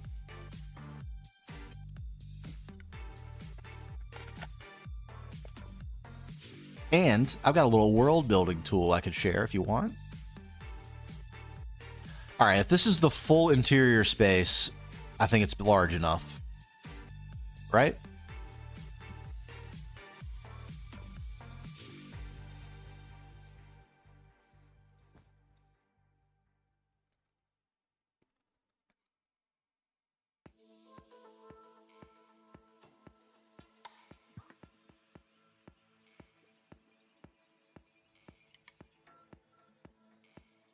Okay, 1v1.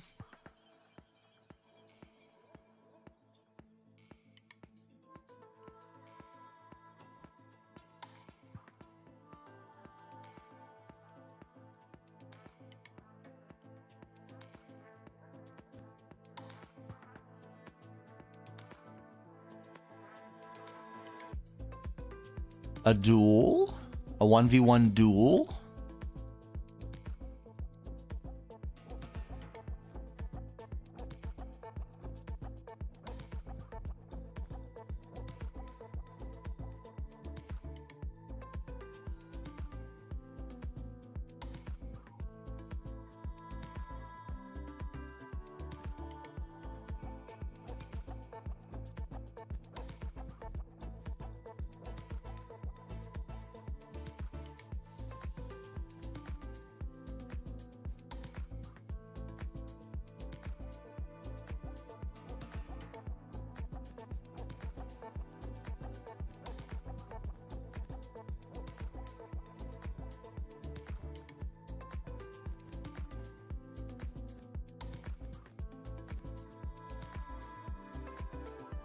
We'll experiment.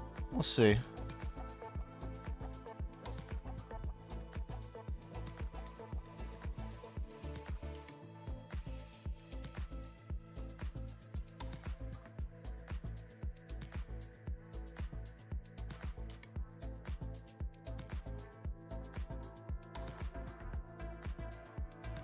You can make it so the character is holding a weapon. Yep, you insert the weapon as an item, and then you create a parent object and link it to the arm.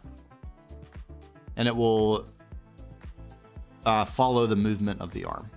And you can angle the sword and like it'll stay at the angle you position the sword, but if the hand moves, like the sword will be at the correct angle based on the position the hand is in. What's up, Lenny?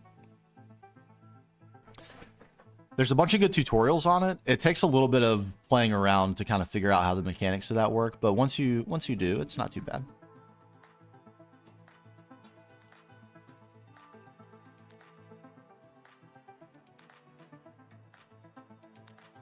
Okay, the other thing I had in my mind is, can we make this an adjustable arena? Where, like, let's say this was the size we wanted for 1v1. If we like pulled a lever, these walls would drop and it would be a 2v2 size. Is that possible?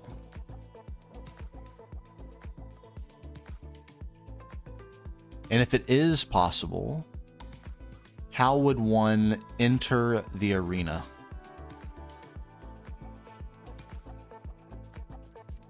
I think we'll have no problem doing that with create. I don't think we need to do like piston extenders or anything like that.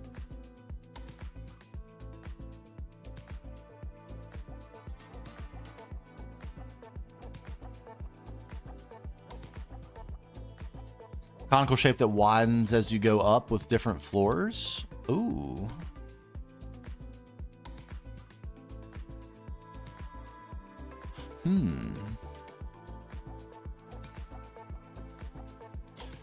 And then have the floors raise. That's a really interesting idea too. That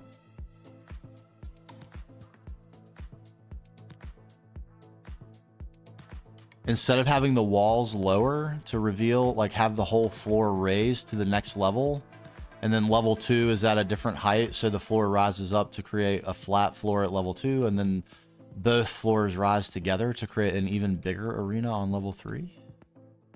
That would probably be way harder to figure out the logistics for, to make it all move, but it might be possible. Yeah, slots into the open space. That is a good idea. Is that doable? It would be like one massive elevator?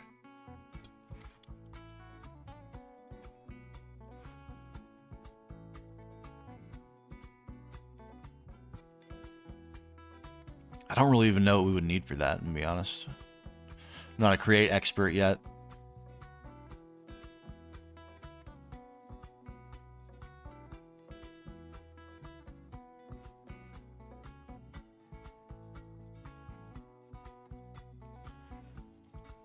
Probably this.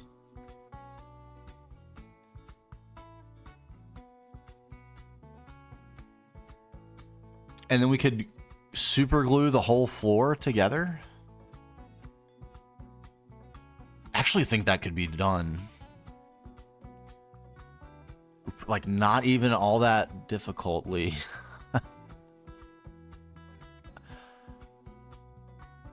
I might have to get Sci-Fighter in here to help me figure out how to link everything as one contraption and have it raised together. But I think that could be done. Ooh. So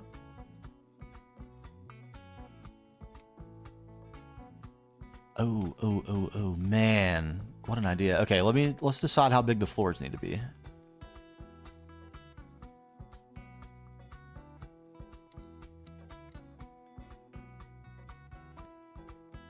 Another 7?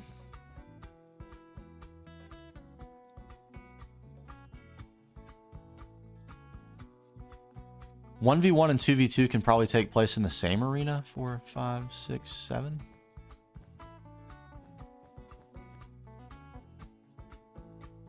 Nope. Not until later. Eventually we will all have the ability to do a bunch of crazy things, but there's a evolving rule set that we have. We have a whole event schedule, and all these little runes represent a PvP event, and they all have a different rule set. So early, we're going to be limited to like early game gear. And then later, we're going to have ability to like upgrade our gear and use some better spells and that sort of thing, and then it'll increasingly escalate until the end where it's like no holds barred, ridiculous. Everything's allowed.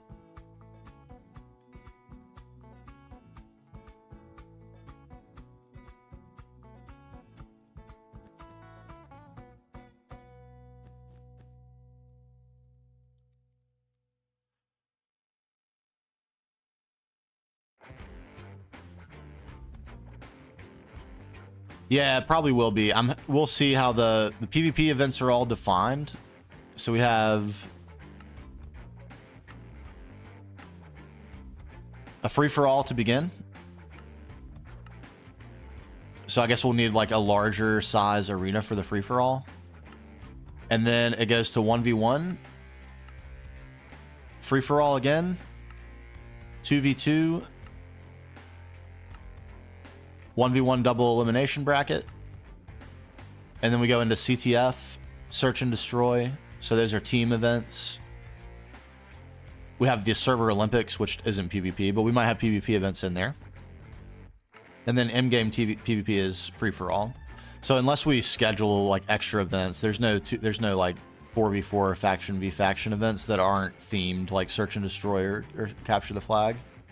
But we have to build a separate capture the flag arena, or like battlefield or whatever we want to do. There's no rules on that, but we do have to build a separate place to do this, the CTF. There's like a 3-week period in the server calendar for that. We can get like a sick capture the flag area. I think it's gonna be so cool.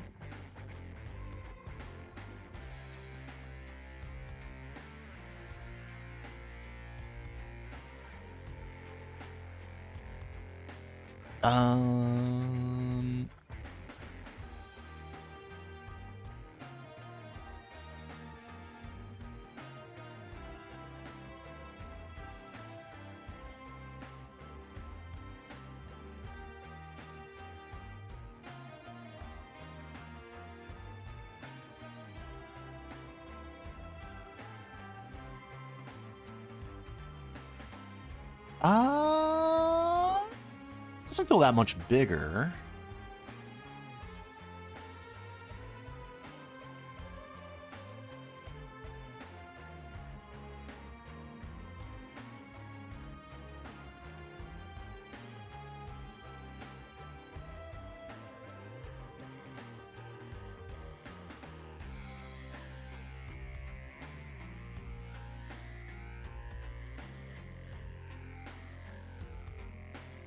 Yeah, I think is the right idea.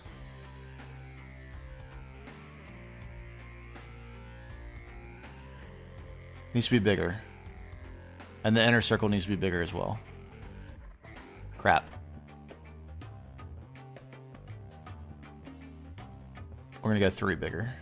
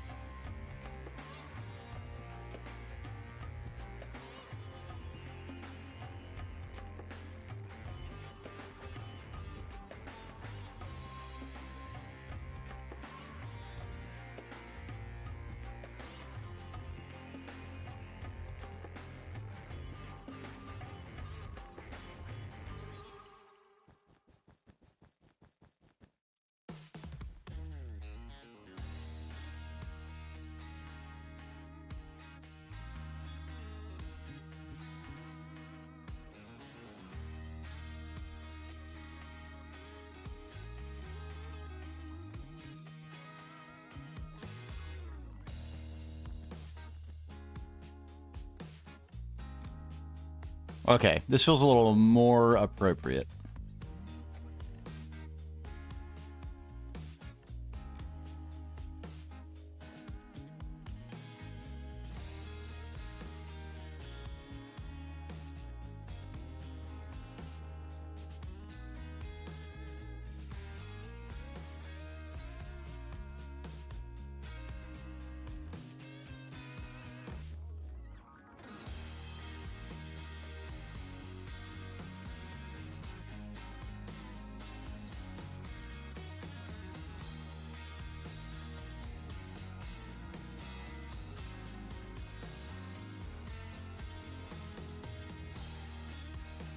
Okay.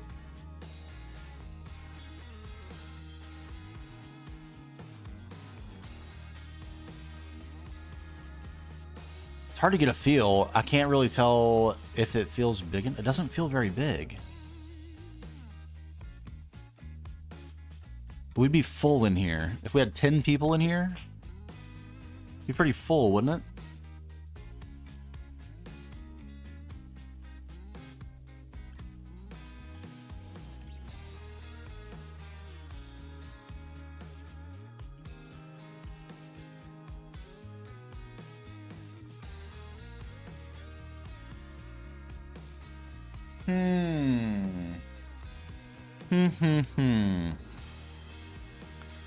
Just trying to get a standing feel here.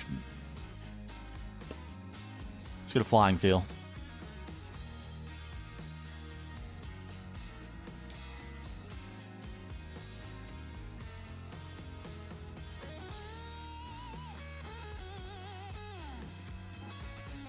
It's going to be a massive build at this scale. I don't think it's big enough, though. I don't think that this is the interior space.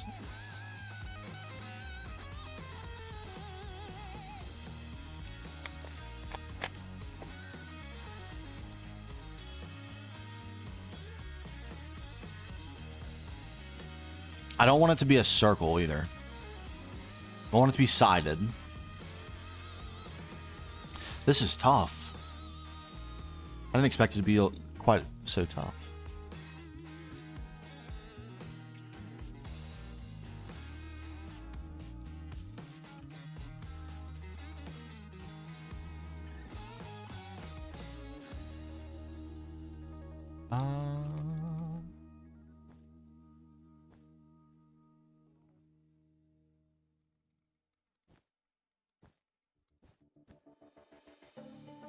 Yeah, but how big?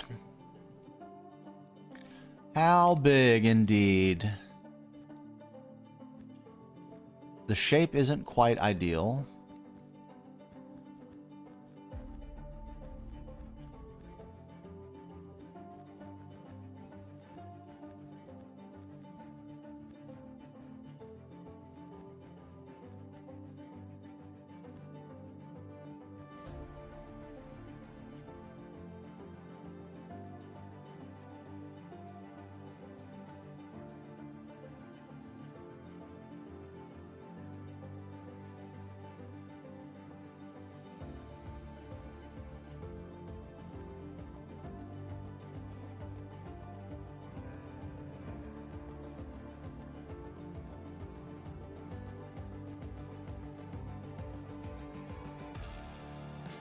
The position on the landmass I'm also trying to keep in mind. It's a gigantic landmass, so we shouldn't run into too many problems, but we might.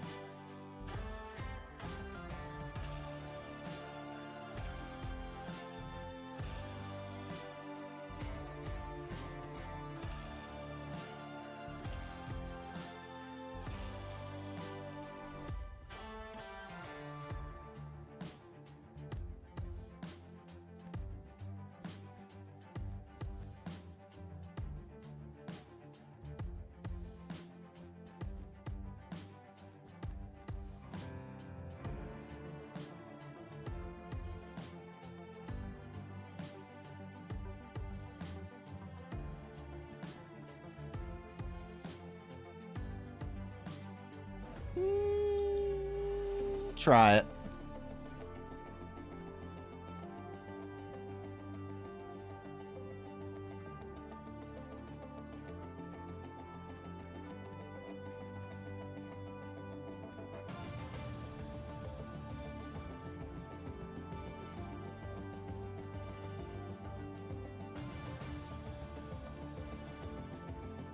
Shoot. Sugarfoot.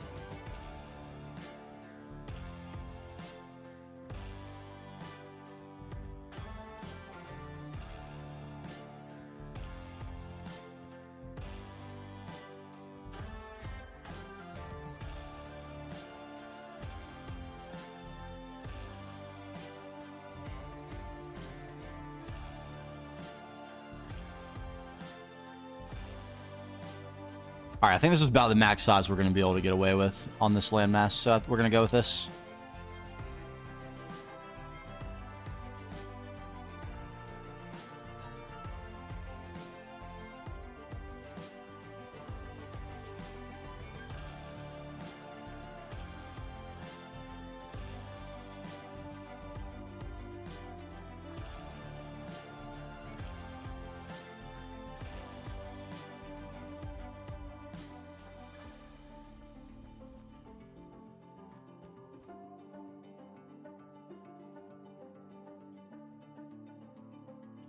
And by the wall. Do you have any tips on making circles in Minecraft? Use the building guide. I don't have it installed in this pack, but it is extremely useful. Extremely.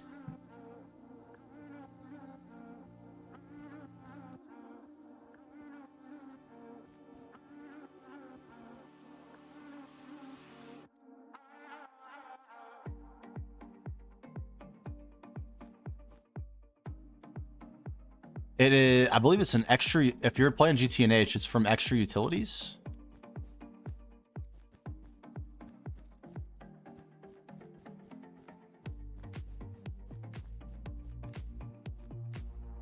But the other advice is to do what I did and gradually decrease the size of the edge.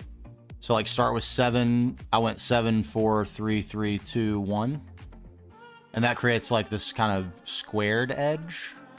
But if you went 1, 2, 2, 3, 3, 5, and then you did that all the way around, you'd end up with a pretty round shape.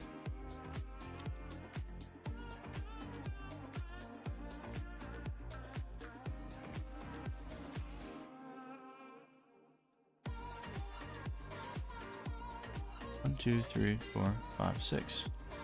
2, 3, 4, 5, 6.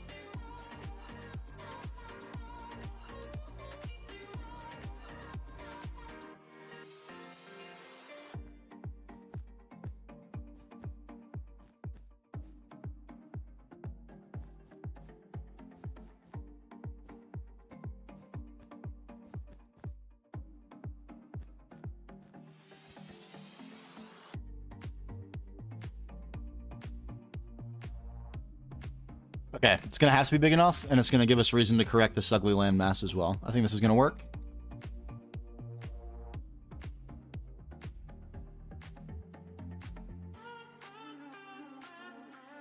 Okay, so outer shell.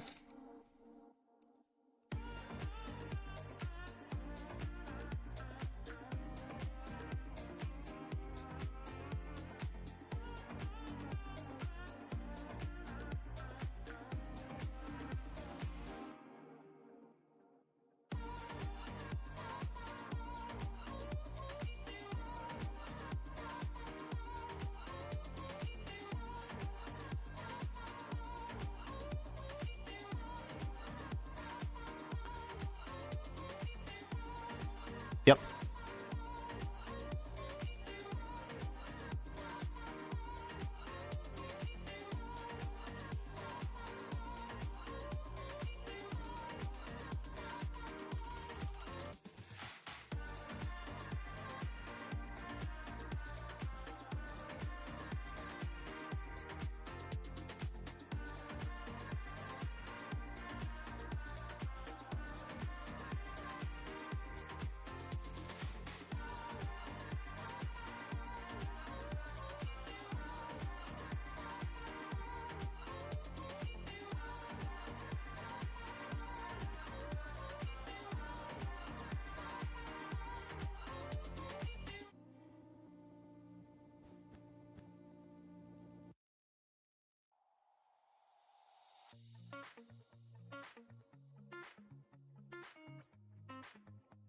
Oh, is it a furnace in there?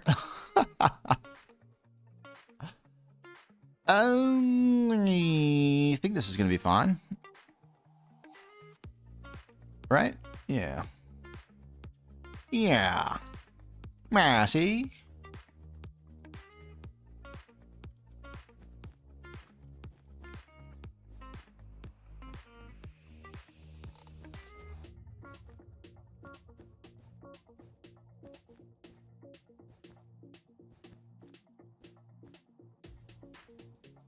Nope.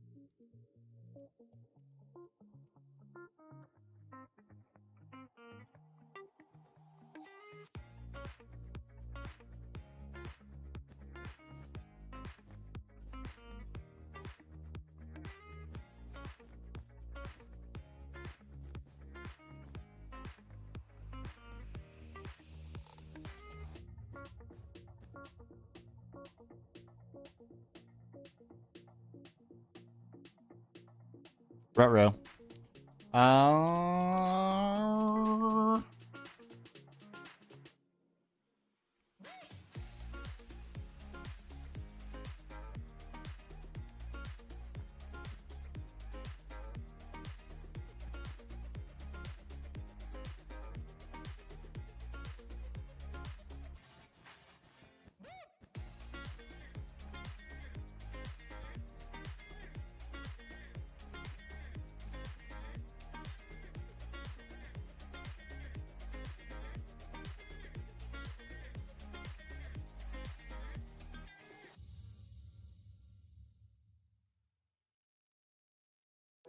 Not in love with that?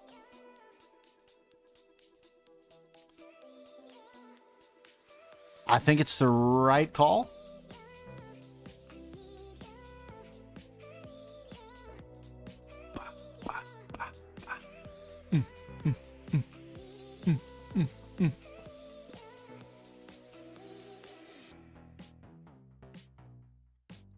So 1v1 in the center.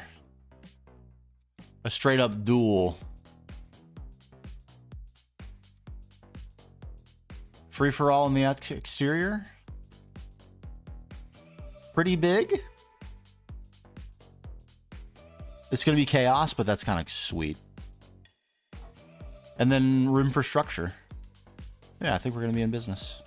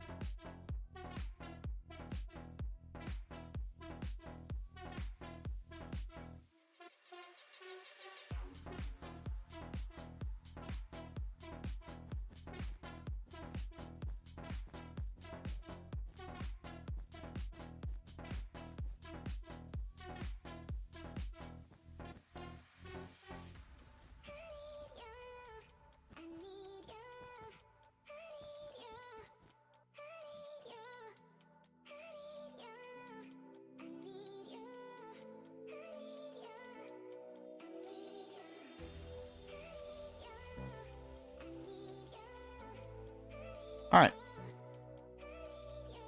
I've resisted my constant tendency to make a tiny mistake somewhere and not notice it. I think we're doing pretty good so far.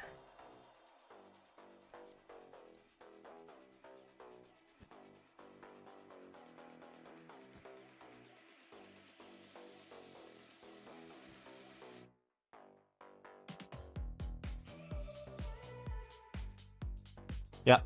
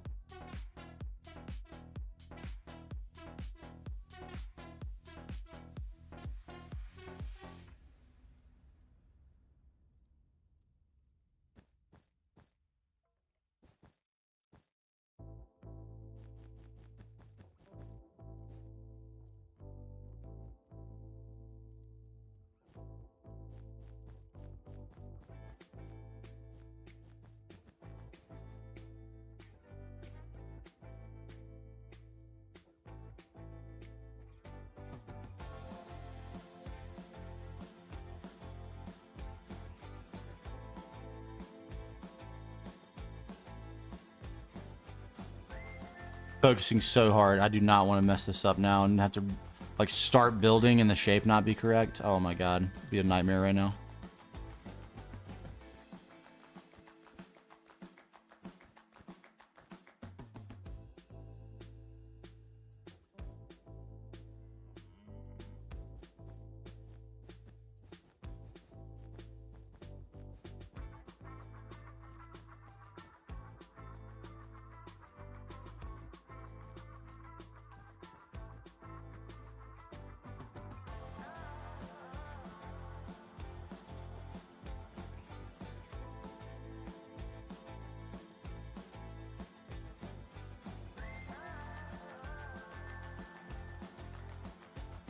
Oh my god. I think I've done it.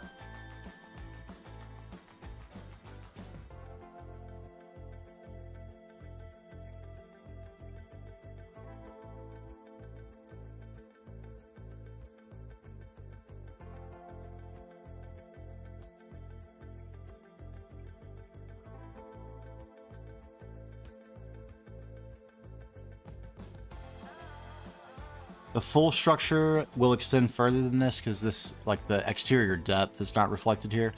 But if we think about this as like the innermost exterior wall that's in dark blue,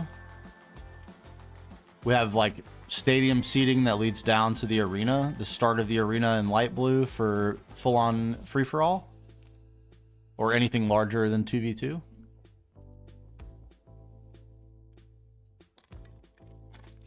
One v one arena in the middle, and if you want to do a 1v1 in a bigger arena, you can. I like this.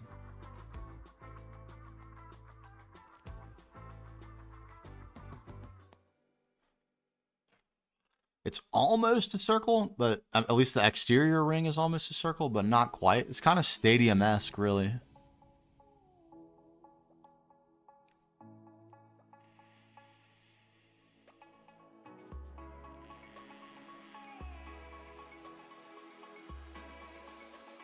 Okay, so block palette then. Let's...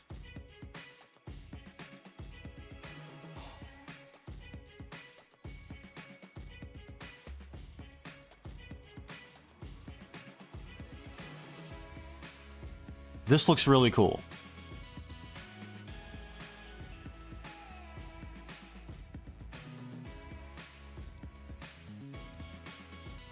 It's very monotone. That's probably not quite what we want.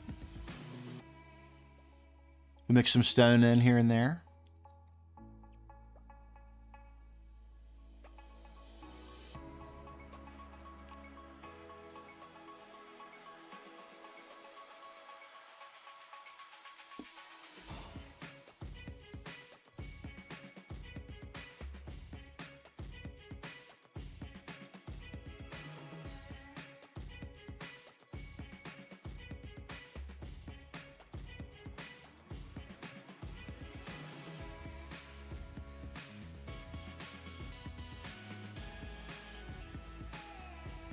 Imagine.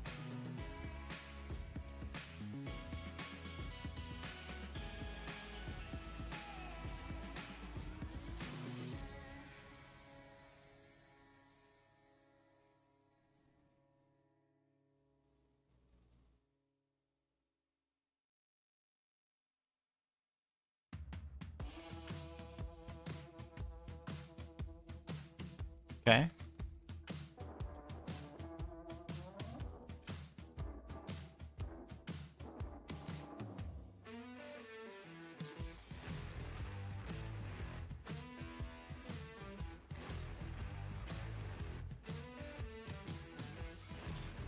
How do I... Never mind.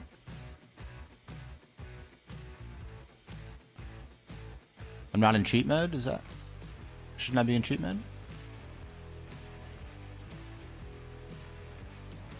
What is the EMI trick? Cheat mode... Index... I would like to be given an item when I click it on it in JEI.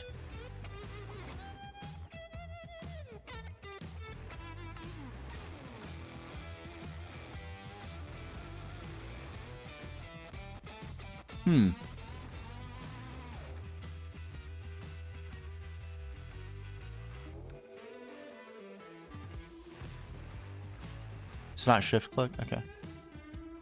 You know what? Fine. Some bronzy tone things. What do we have in bronze?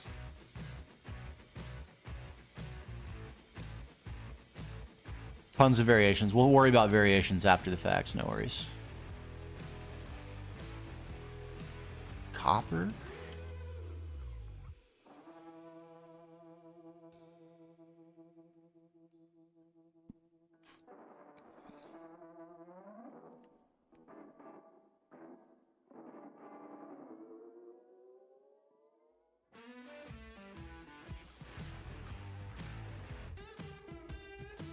Suggestions welcome, of course.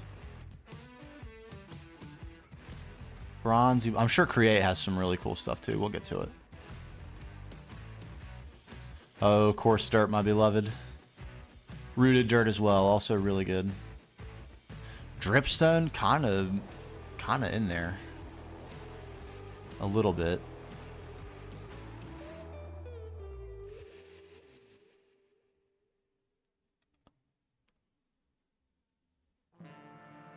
Alright. That's through Minecraft blocks. This is going to be all variants, but there might be some unique stuff in here too.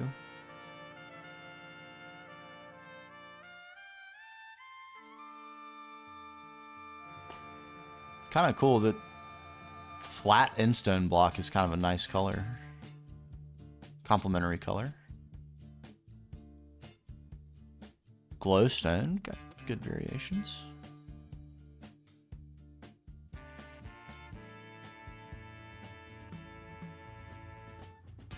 I'd be kidding myself if I thought we were going to get away without using spruce. Impossible to believe. There it is right there.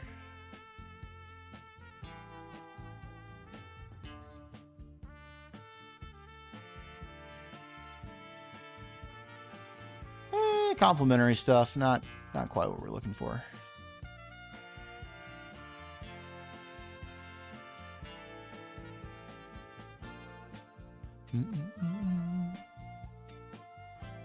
Soulite. Kind of bronzy, isn't it?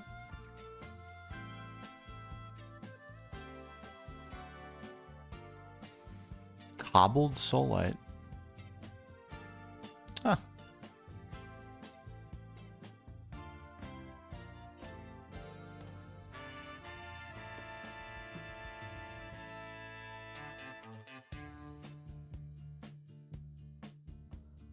Still in all the chipped and re-chiseled variants. We're almost through. Some of these are going to be good. A little bit of variety. Like this one looks pretty cool. Pressed. We'll worry about that.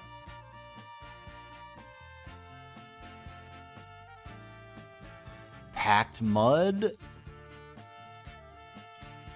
It's probably in the ballpark.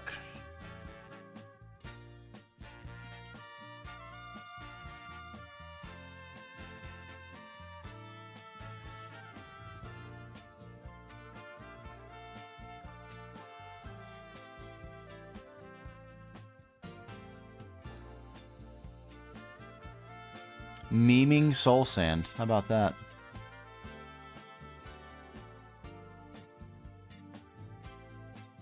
Oh my god, okay, we're more chip stuff.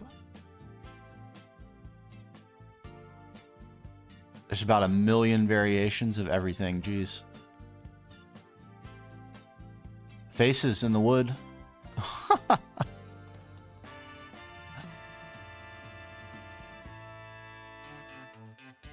Glass, we need, these, some of these are really nice looking and fit the color scheme really well, like this stuff. Orange stained glass. It's really good.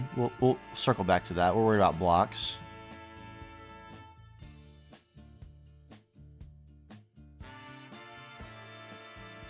Okay, carved ancient debris. Feels a little bit cheap to use that, but it looks cool.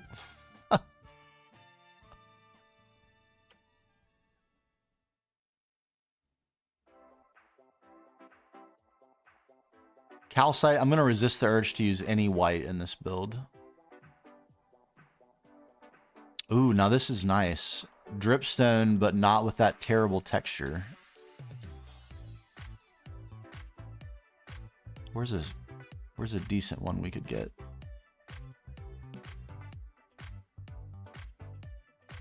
Sanded dripstone.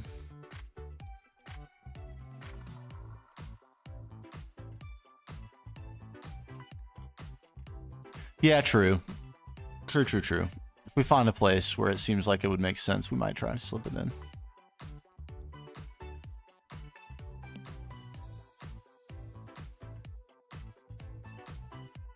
What?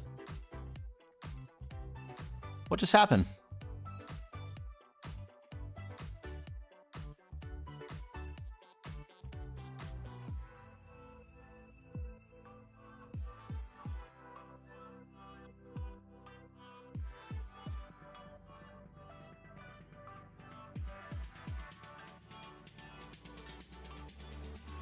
What? IR confused?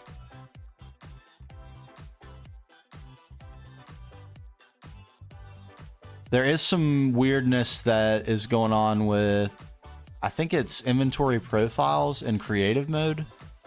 This is not a problem we're going to experience with the server, but yeah, creative mode seems to be act a little bit weirdly with inventory profiles.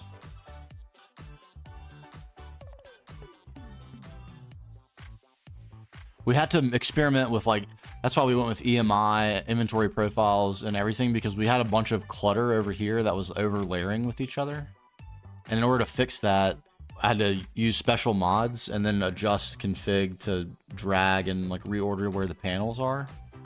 So yeah, I didn't expect to have any problems with creative mode, but apparently there are some. What can you do?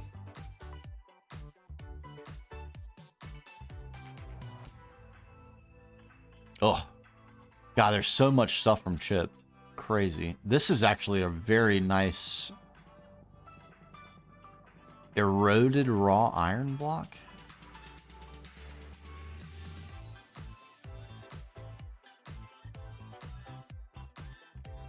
To be able to use this color and not have to deal with that terrible bean texture on the raw iron is pretty nice.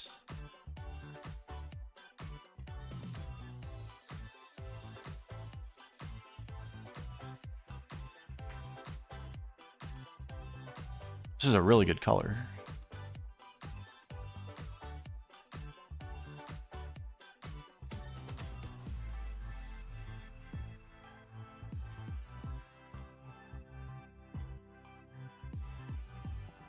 Like, a lot of these might have utility in like spot duty to add little details and things to the build. I'd like to find one that's like base color worthy though. Eroded's not bad. That's going to be really difficult to texture match. This is probably the best. We're already using this texture, the sanded texture. Probably can't get away with using it twice, but we'll start with that. No worries.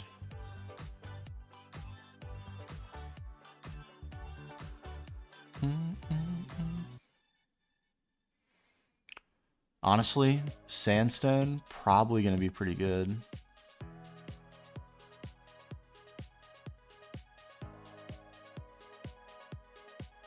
These eroded blocks are kind of crazy.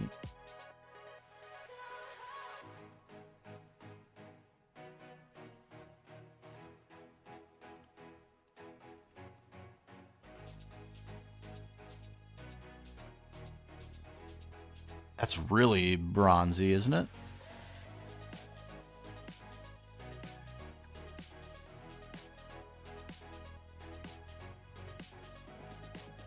God, the number of blocks from Chip is honestly ludicrous.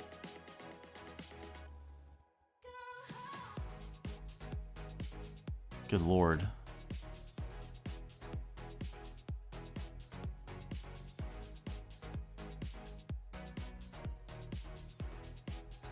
This is pretty good too. What are those? Are those bricks? Okay.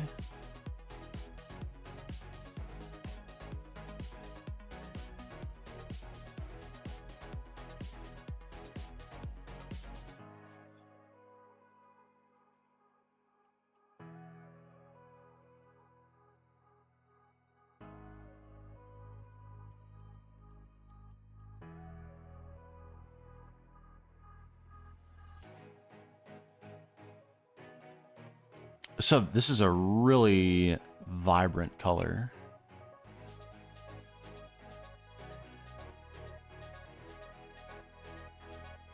The textures are not good for my needs. Brick, like a brick texture, this is no good. It's like, it needs to look metallic. That would not... Blank borderless brick carving. Let's try that.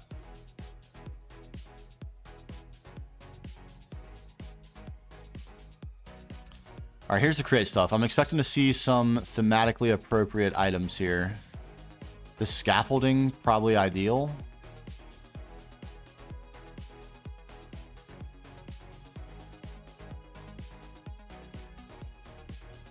For sure.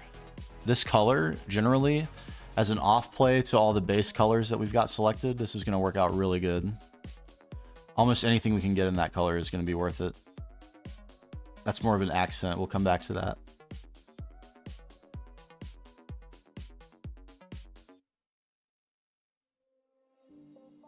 Copper, that doesn't look as good as I thought it might.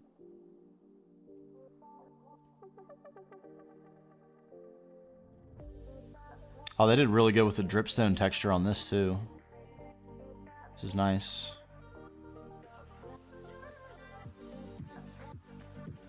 I'll try to remember that. Limestone, ochre, sort of in there. Auxiliary color, complementary color. Texture bad. Color good. Let's try it.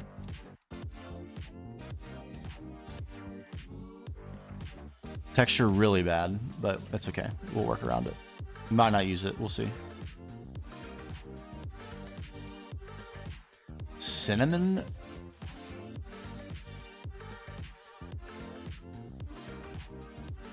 You're in the family, my friend. You're in the family. Beams, all sorts of things we can use. We'll get into that.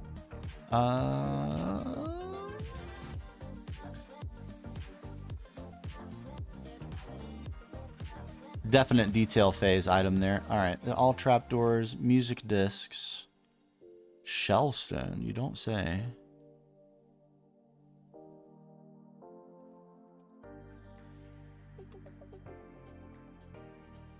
You're in the family, Shellstone. I'm gonna have you.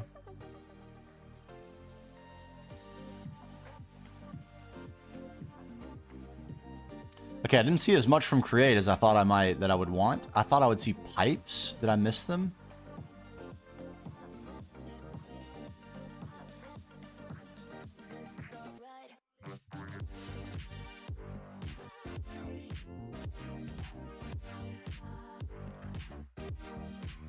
This actually might be good. Just a simple brass casing as a decorative block.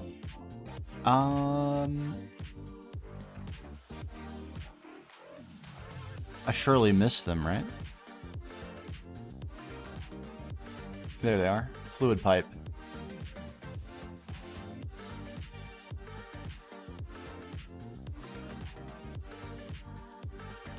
I wish it were the other color. I'm less excited about it.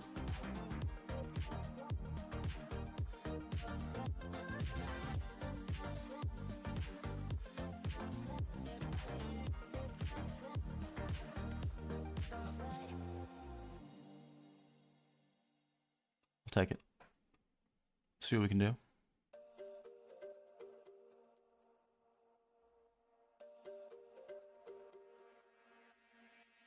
Macaw's very detail-oriented stuff. We'll circle back to that in the detail phase for sure. Ooh.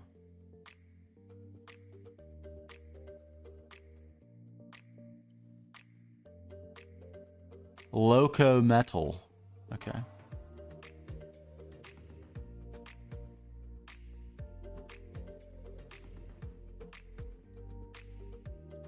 Loco metal?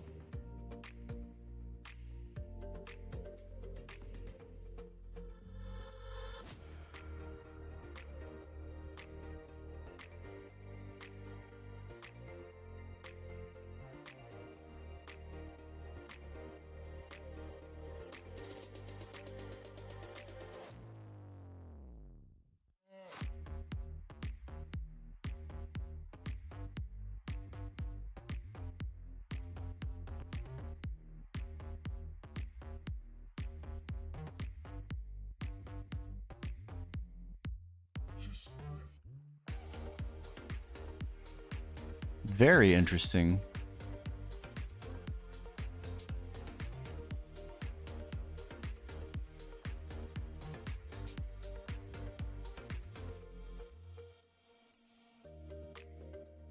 Ooh, okay. I like it.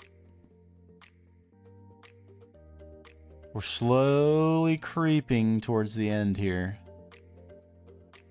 Look at these items, though. They look so cool. The sprites are great.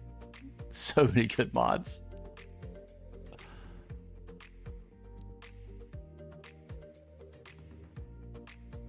Wine bottle storage.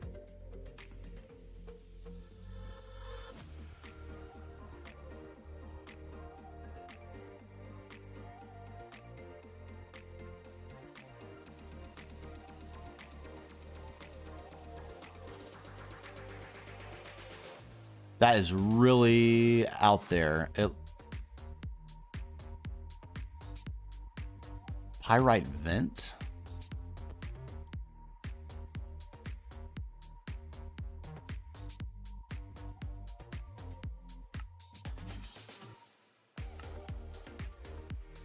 Okay. I thought it might be a thing, like a structure thing. That looks kind of cool.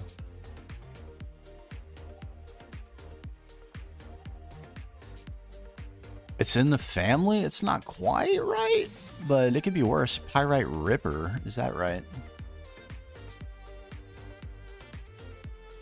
Okay, some things I don't understand. I see.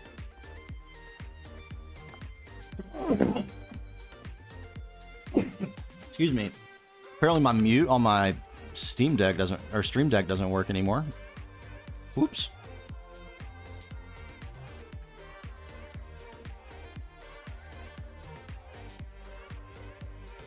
Okay, a bunch of woods and things I don't understand. Why doesn't that work? It's awfully strange.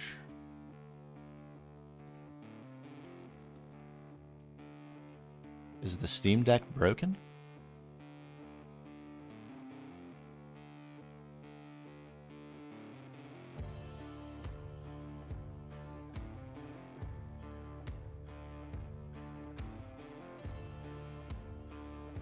I think it was.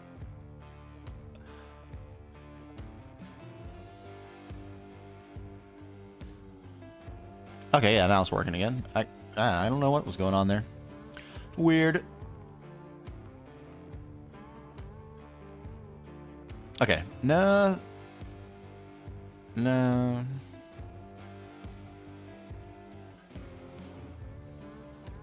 A bunch of stuff I don't understand from Spectrum. Okay, there's a lot of stuff to this mod.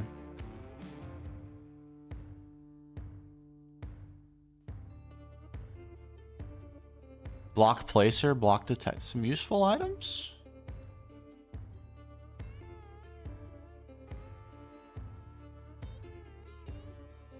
Some fun looking items.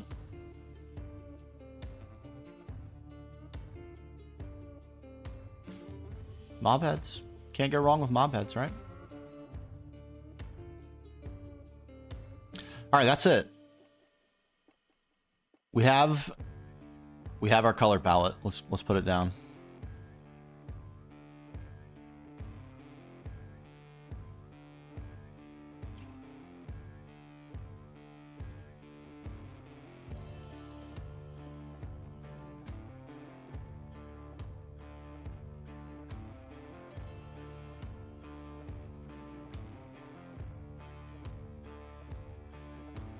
This is a really weird inventory behavior. This does not happen in survival. It's something strange about creative for sure.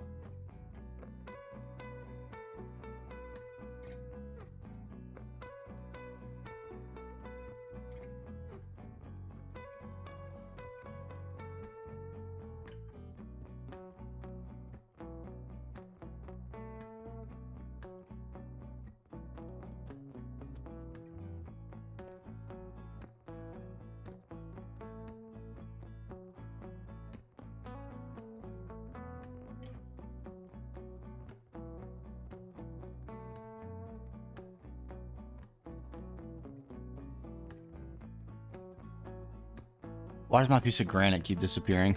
Give me that.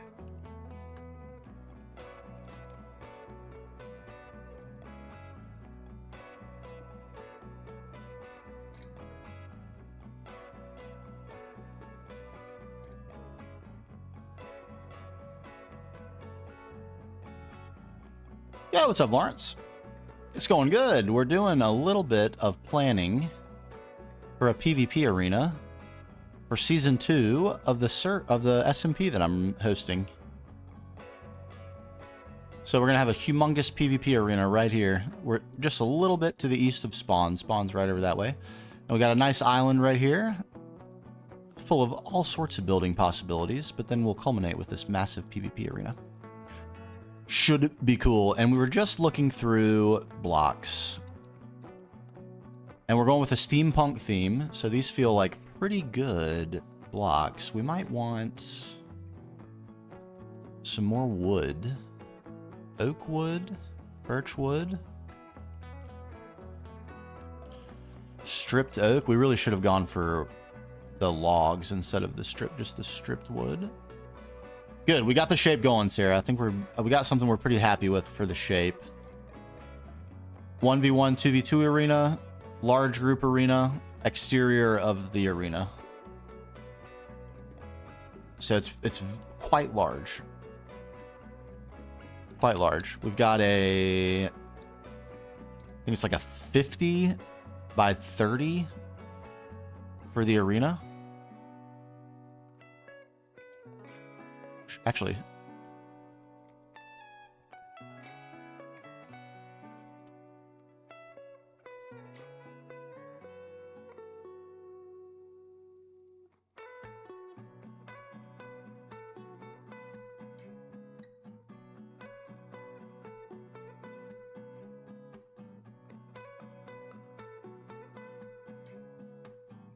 $53.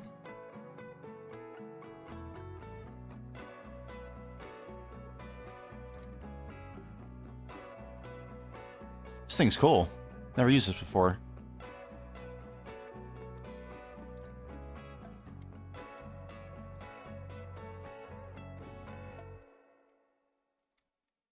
I messed that up. Oops.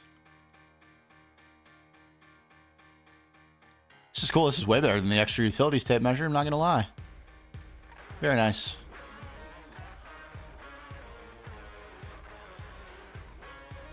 I screwed it up again. Dang it.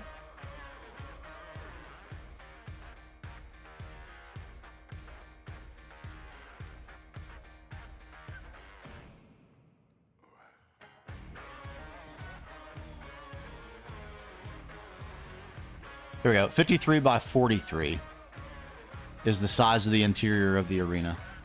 That feels pretty big.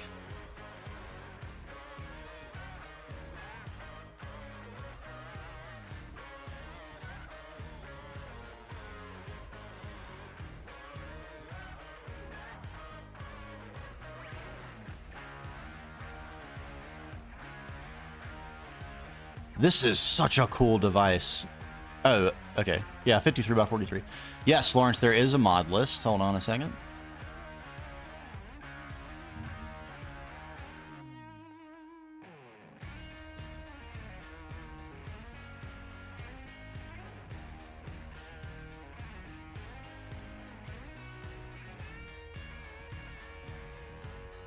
Bam. Right there.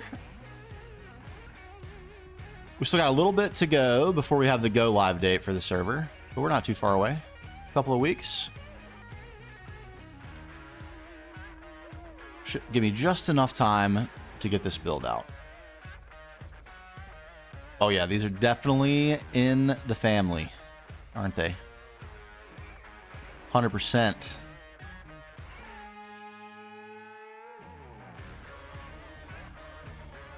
Okay, we got a lot of options. I like it. This is an interesting thing happening here with the texture, with the 3 dots. If that weren't happening, I think I'd like that better. This I really like. We're going to have to definitely figure out a way to use. What happens Oh. Okay, cool. Oh.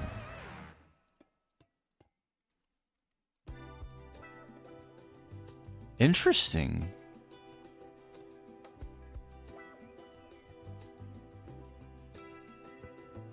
Yeah, we gotta have better combat for the RPG roles because they all have skills. They have skills.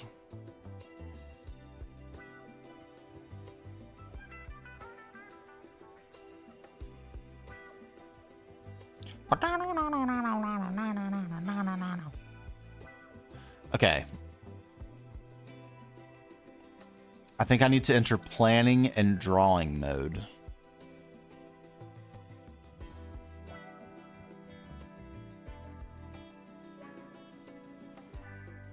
Screenshot.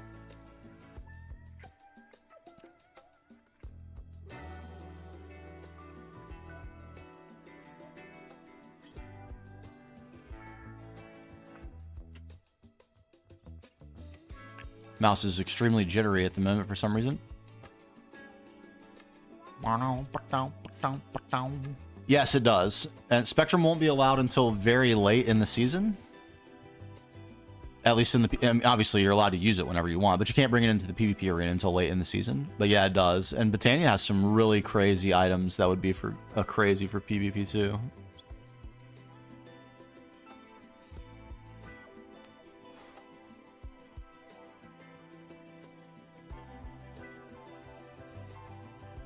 Oh, it's still good to get your timing and stuff. Get your reflexes honed in. All right, should we do a little drawing? I think we need to. Because if I start freewheeling this, it's probably not going to go ideally.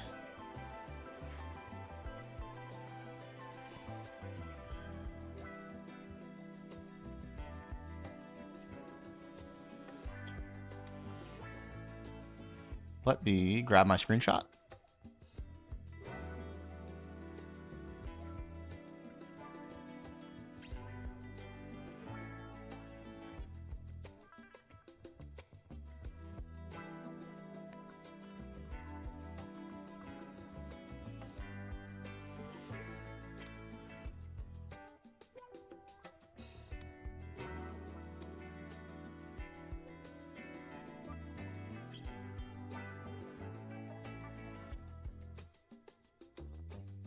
Okay.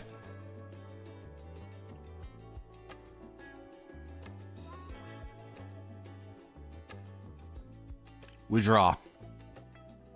Can we do...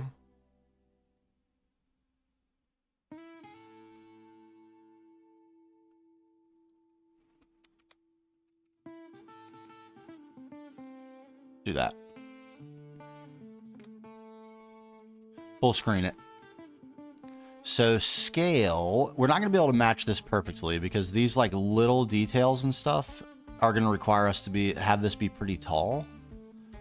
And like the spacing between these gaps is not going to work out in Minecraft. So that's something to keep in mind.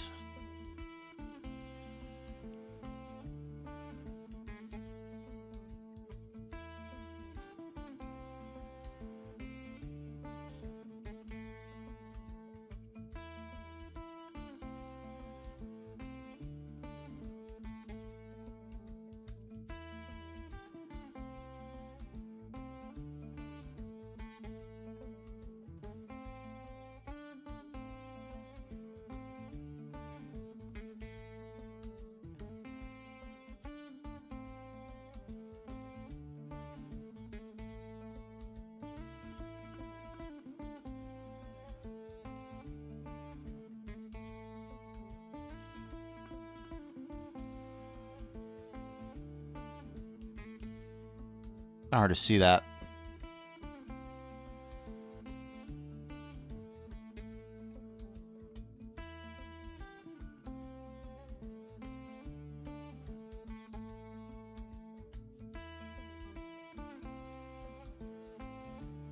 So, posts.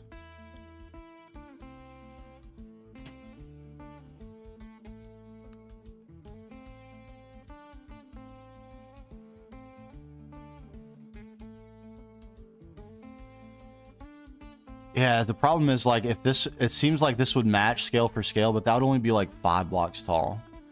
And that's not enough. It's going to need to be like 12 or 13 blocks tall.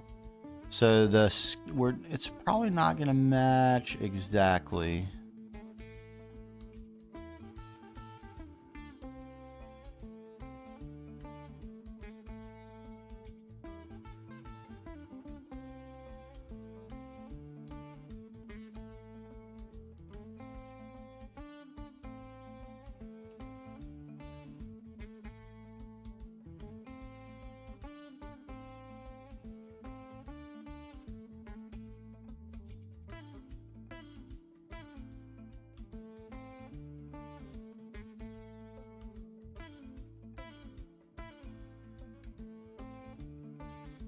Something. 1 second, even nighttime instructions.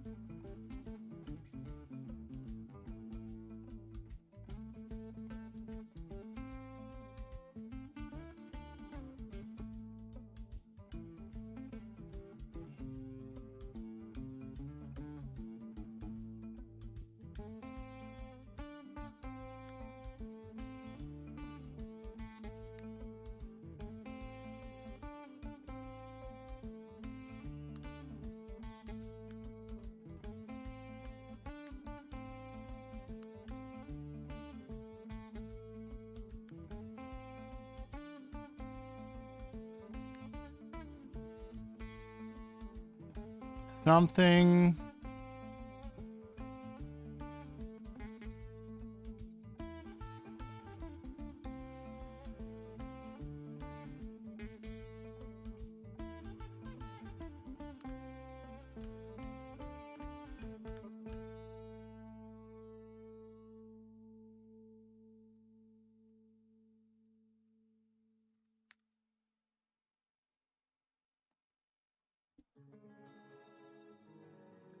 Something, and the question is, how high is this? That is going to be the dilemma. Probably 11 at minimum.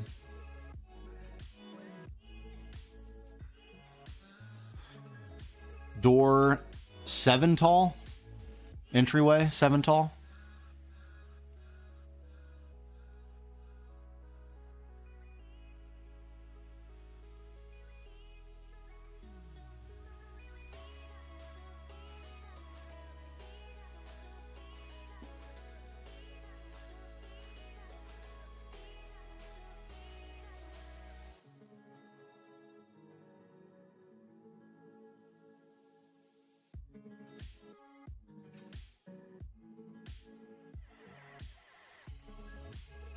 Okay.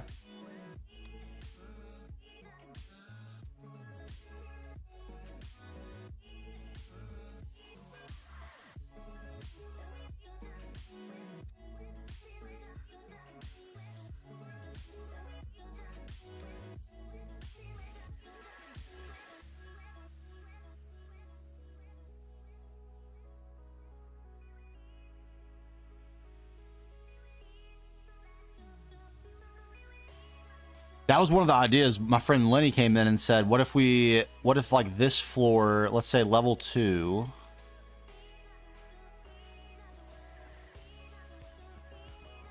was here or something. It doesn't have to necessarily be exactly here. And then when it was time to do a full squad event, we raise this floor to match this one.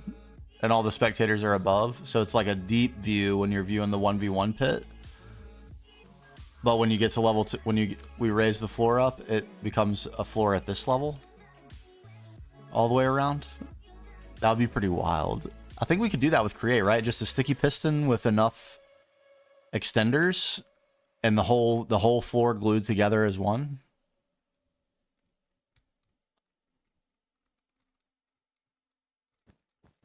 from Create? I think so. I'm still so new to Create. I'm not exactly confident that that would work, but it feels like it would. It feels like it would. Okay. Now is a major inflection point in this build, because what I need to do is start putting some straight lines in here, going up, and get a sense for how tall we want this at various points. But that means I need to choose which block is going to be the main structural block of the supports. My instinct is telling me wood.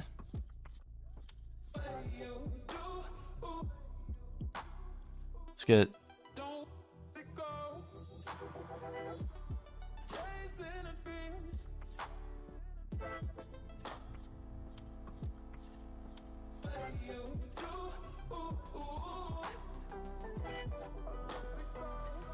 It's a really good set of blocks here, honestly.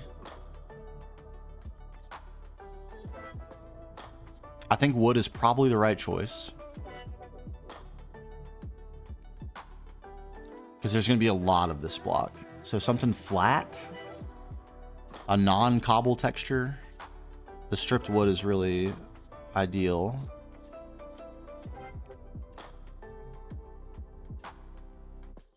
Oh, I hadn't even considered that, the sound effect that all the different blocks make. That's a really good point. It would make a good one. Or like a few, like some splotches of it. Give it a sound cue.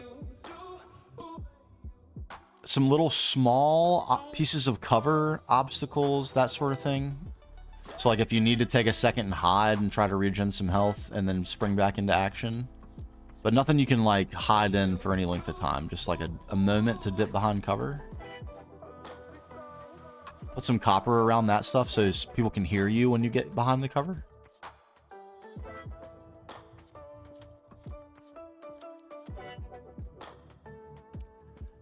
Oh, crap.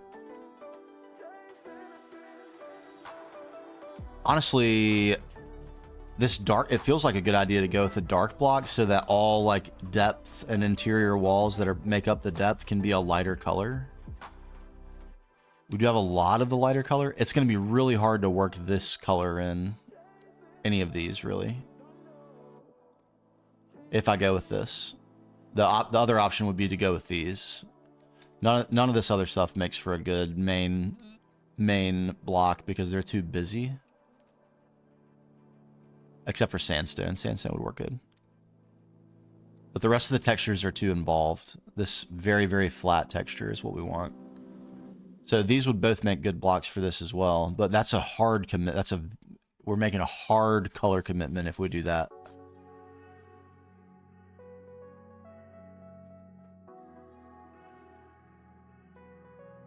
Yeah, that's true. You're not wrong. That's why the rules of the PvP, the graduating rules of PvP are important. But it would be outrageously expensive to acquire end crystals at the beginning of the game. Because you're not going to be able to go to the nether or the end. The only way you can get that stuff is to buy it from the quest book. And you would have to spend a fortune in diamonds to get enough to be at all useful within crystal combat.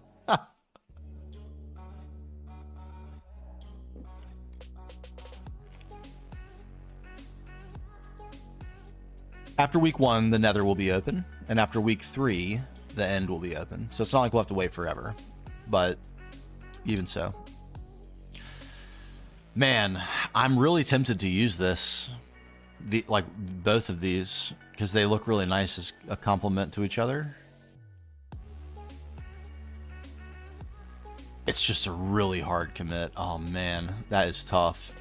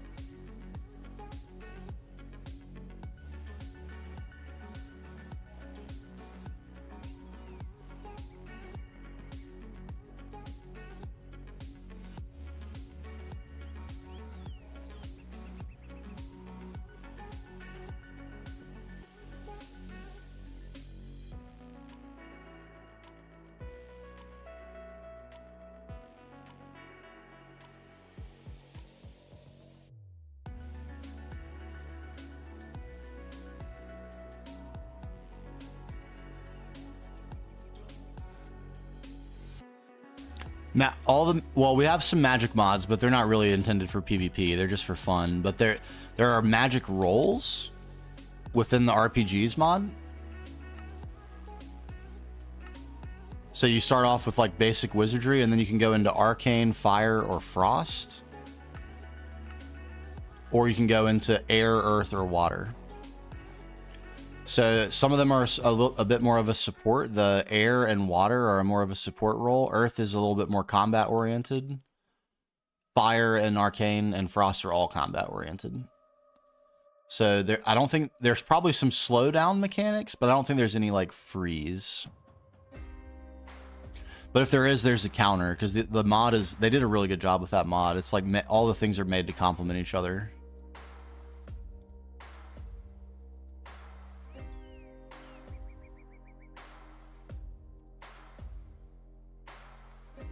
I mean, this is kind of eye-pleasing as a color palette.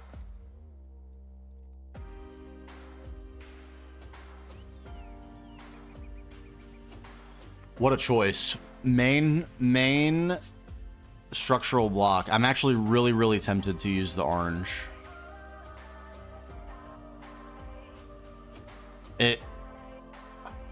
Okay, what if we did? What would the complementary colors to the orange be? Are any of them even good? These two definitely work better with the brown.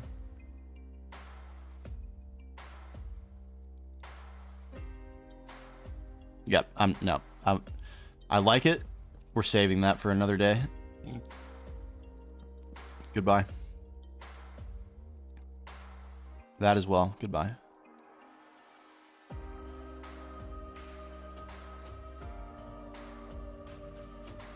The other thing that's cool about the magic is all the spells take runes. So you can see there's all these it's these from more RPG classes and runes. And they have a recipe, so they're not infinite at all. You'll have to like farm a little bit or set up a farm, set up a way to get these. Early, this will not be accessible because of blaze powder unless you buy it from the quest book. So you'll have to make an investment. But then eventually you can get an enchantment on your wand that will give you infinite. So it's kind of like arrows. It's like an infinity spell.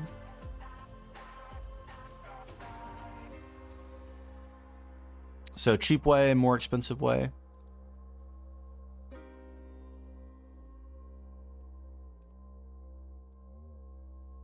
And on and on. Even healing runes, you see. Very nice. But yeah, not infinite to start. And then the PvP rules will limit the number of runes you can bring in. So you'll have to be selective about, you can't just like spam your spell. You got to really try to make sure you hit. And you have to have a backup plan in case you run out of spells.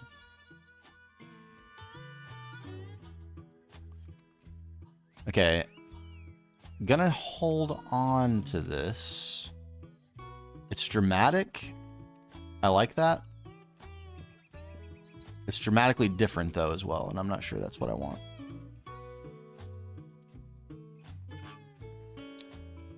Man, what a tendency move from me to do this, but I'm going to go with spruce.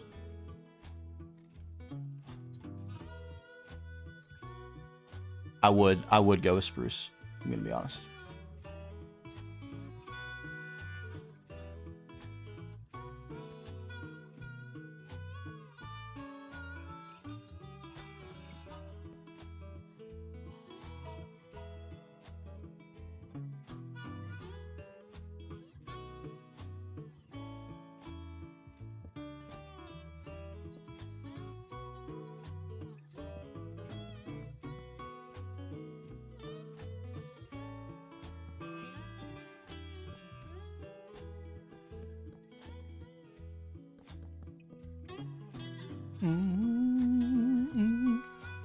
We'll have fire take off. That's a personal preference of mine because my focus is so heavily oriented around building.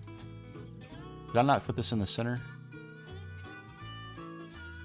And I like to use fire as a decorative element.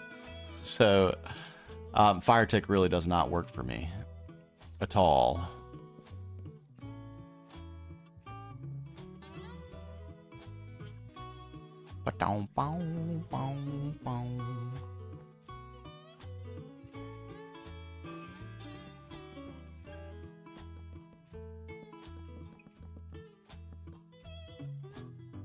Boom, ba-doom, boom, boom. Yeah, I think I was right on the money with how tall this was going to need to be. This is currently 9. That would make 11.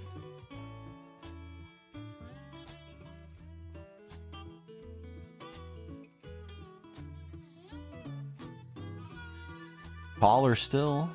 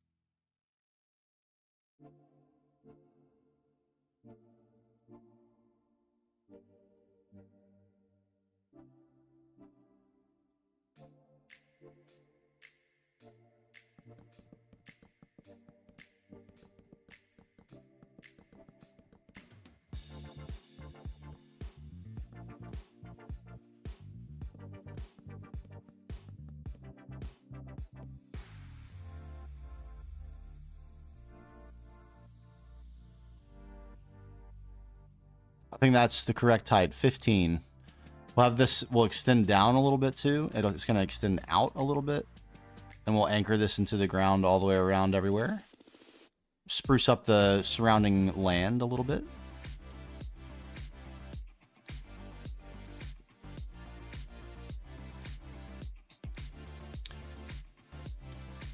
And somewhere in this area, probably right here actually. Probably right there.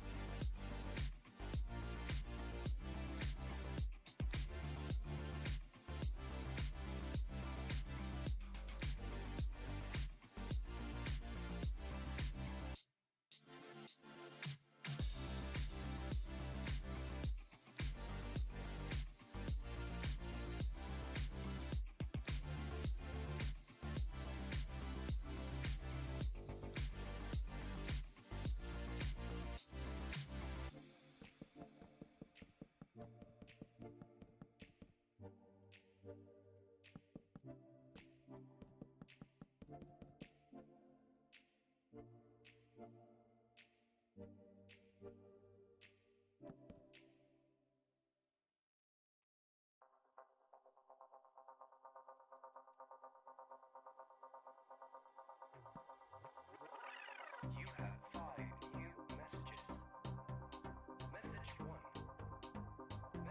Okay.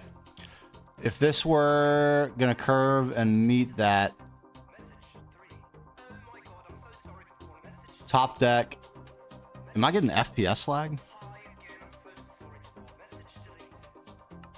Message 5. Me again, and I'm so sorry. Message deleted. 24 minutes recording time left. Yeah. I was being frame capped because of VSync. I was like, why is my game so jittery? 900 FPS, that seems more appropriate. Message deleted. Stupid VSync. Okay, so this goes across relatively flat, maybe a slight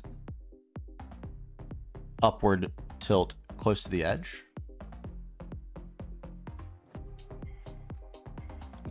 top deck starts here. It's probably still a little bit too... Come down one more.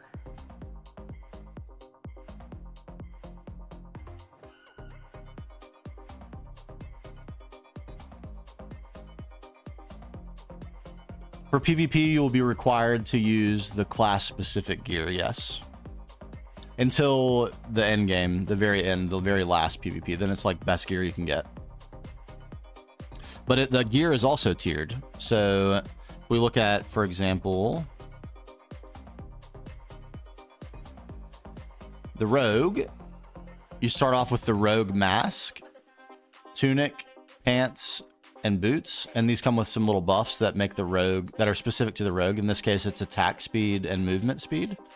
So with the Rogue, you're going to be really quick, and you're going to be swinging your sword super fast. And you have daggers that have even faster attack speed than swords, so you can be slanging.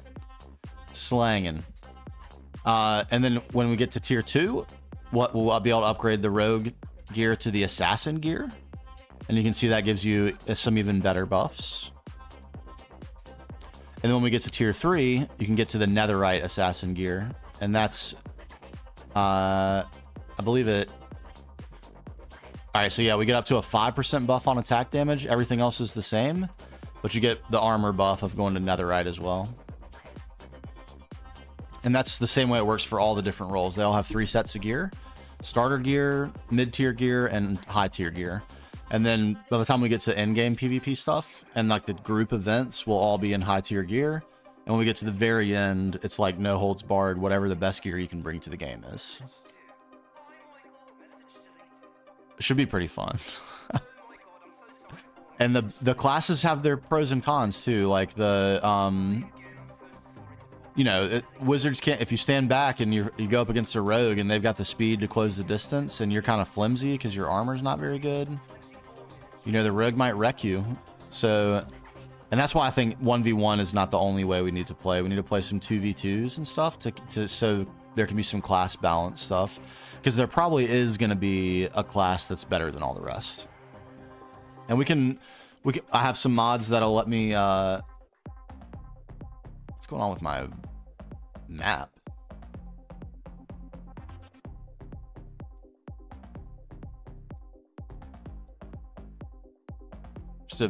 Just like a relog thing. What's going on here? Weird. But so there's also jewelry.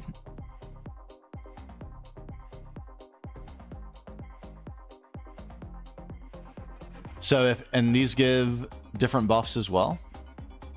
And I can change the buffs these give. So if we find that we need to like introduce a piece of jewelry that makes the most powerful class in the game a little bit less powerful, so that so we can create balance, then we can tweak all these to make sure that, you know, there's an option for everybody to make sure that their class is in balance with the rest of the classes. But I think they've done a pretty good job of balancing them.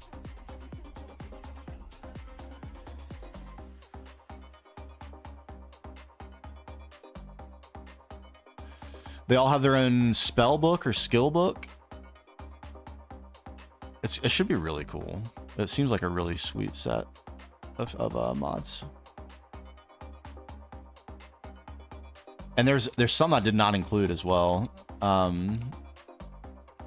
There's a Witcher set, which is pretty crazy, but it was way too strong. It was like magic and combat, so a little bit too much. So that was, oh crap.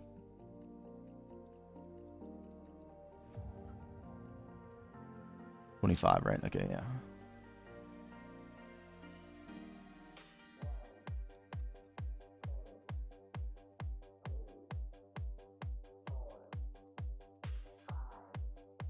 Okay.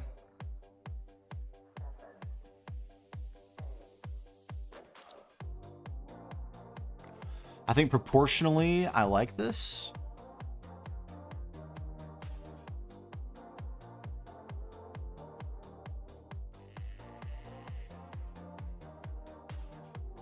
Yeah, I'm sure the wizards are going to be popular. And if they end up too overpowered, then we'll address that with balance, or we'll stop doing 1v1s and make it 2v2s so that both sides can have a wizard. Or, you know, we'll figure out something. There's all sorts of ways we can tweak the rule sets to make sure it's fair. And fairness, I think, is certainly the priority. I think I am not going to go with wizard myself. I thought about introducing a role for trader. But we'll see. Yeah, because there's another ranged unit. The melee units are probably going to be for masochists. That might be what I go with. I might go with Force Master. We'll see what's available. We're going to have to split into 2 factions, and then within the faction, there can only be 1 person in each role. So you can't have a faction of all fire wizards. You can only have 1 fire wizard in your faction. So it'll kind of be determined by like order of who joins and how quickly the roles get chosen. But if I get like free reign and free choice, I might go Force Master. Straight knuckles. Get the iron knuckles and some cool looking gear. It doesn't seem like it's very good, but it seems like it has some, maybe like some arcane mix in with some knuckle action. So it seems kind of cool, but it's also a melee build, so you'd have to get close, and there's no speed buff. So I might have to use a potion, a piece of food, maybe accept that he won't be very good early, but later he'll be a lot better. There's all, I think it's going to be really cool. I'm very excited. And if you don't like your class, you can change it, as long as it's an available role in your faction.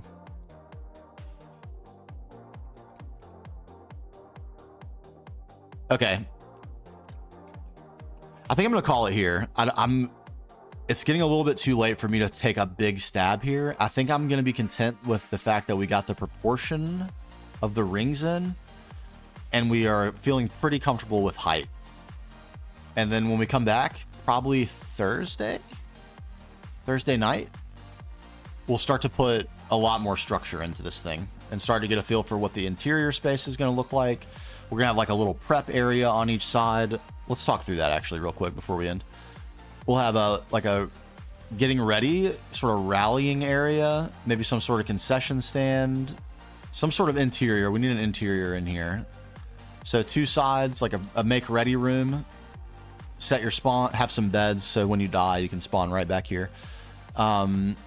Chests for like putting your extra stuff that you can't bring into the arena. That sort of like a locker room, or so to speak, on both sides. Entry hall, big extravagant stairways that lead up to the spectator areas.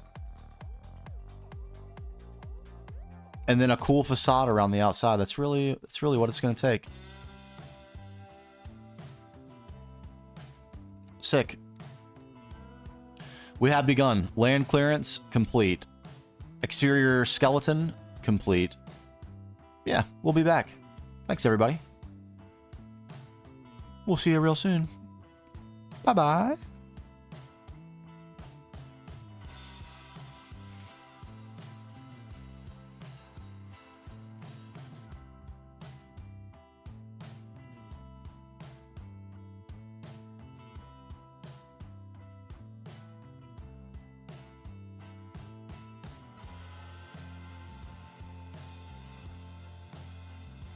I swear to God, I'll pistol whip the next guy that says shenanigans. Hey, Farva.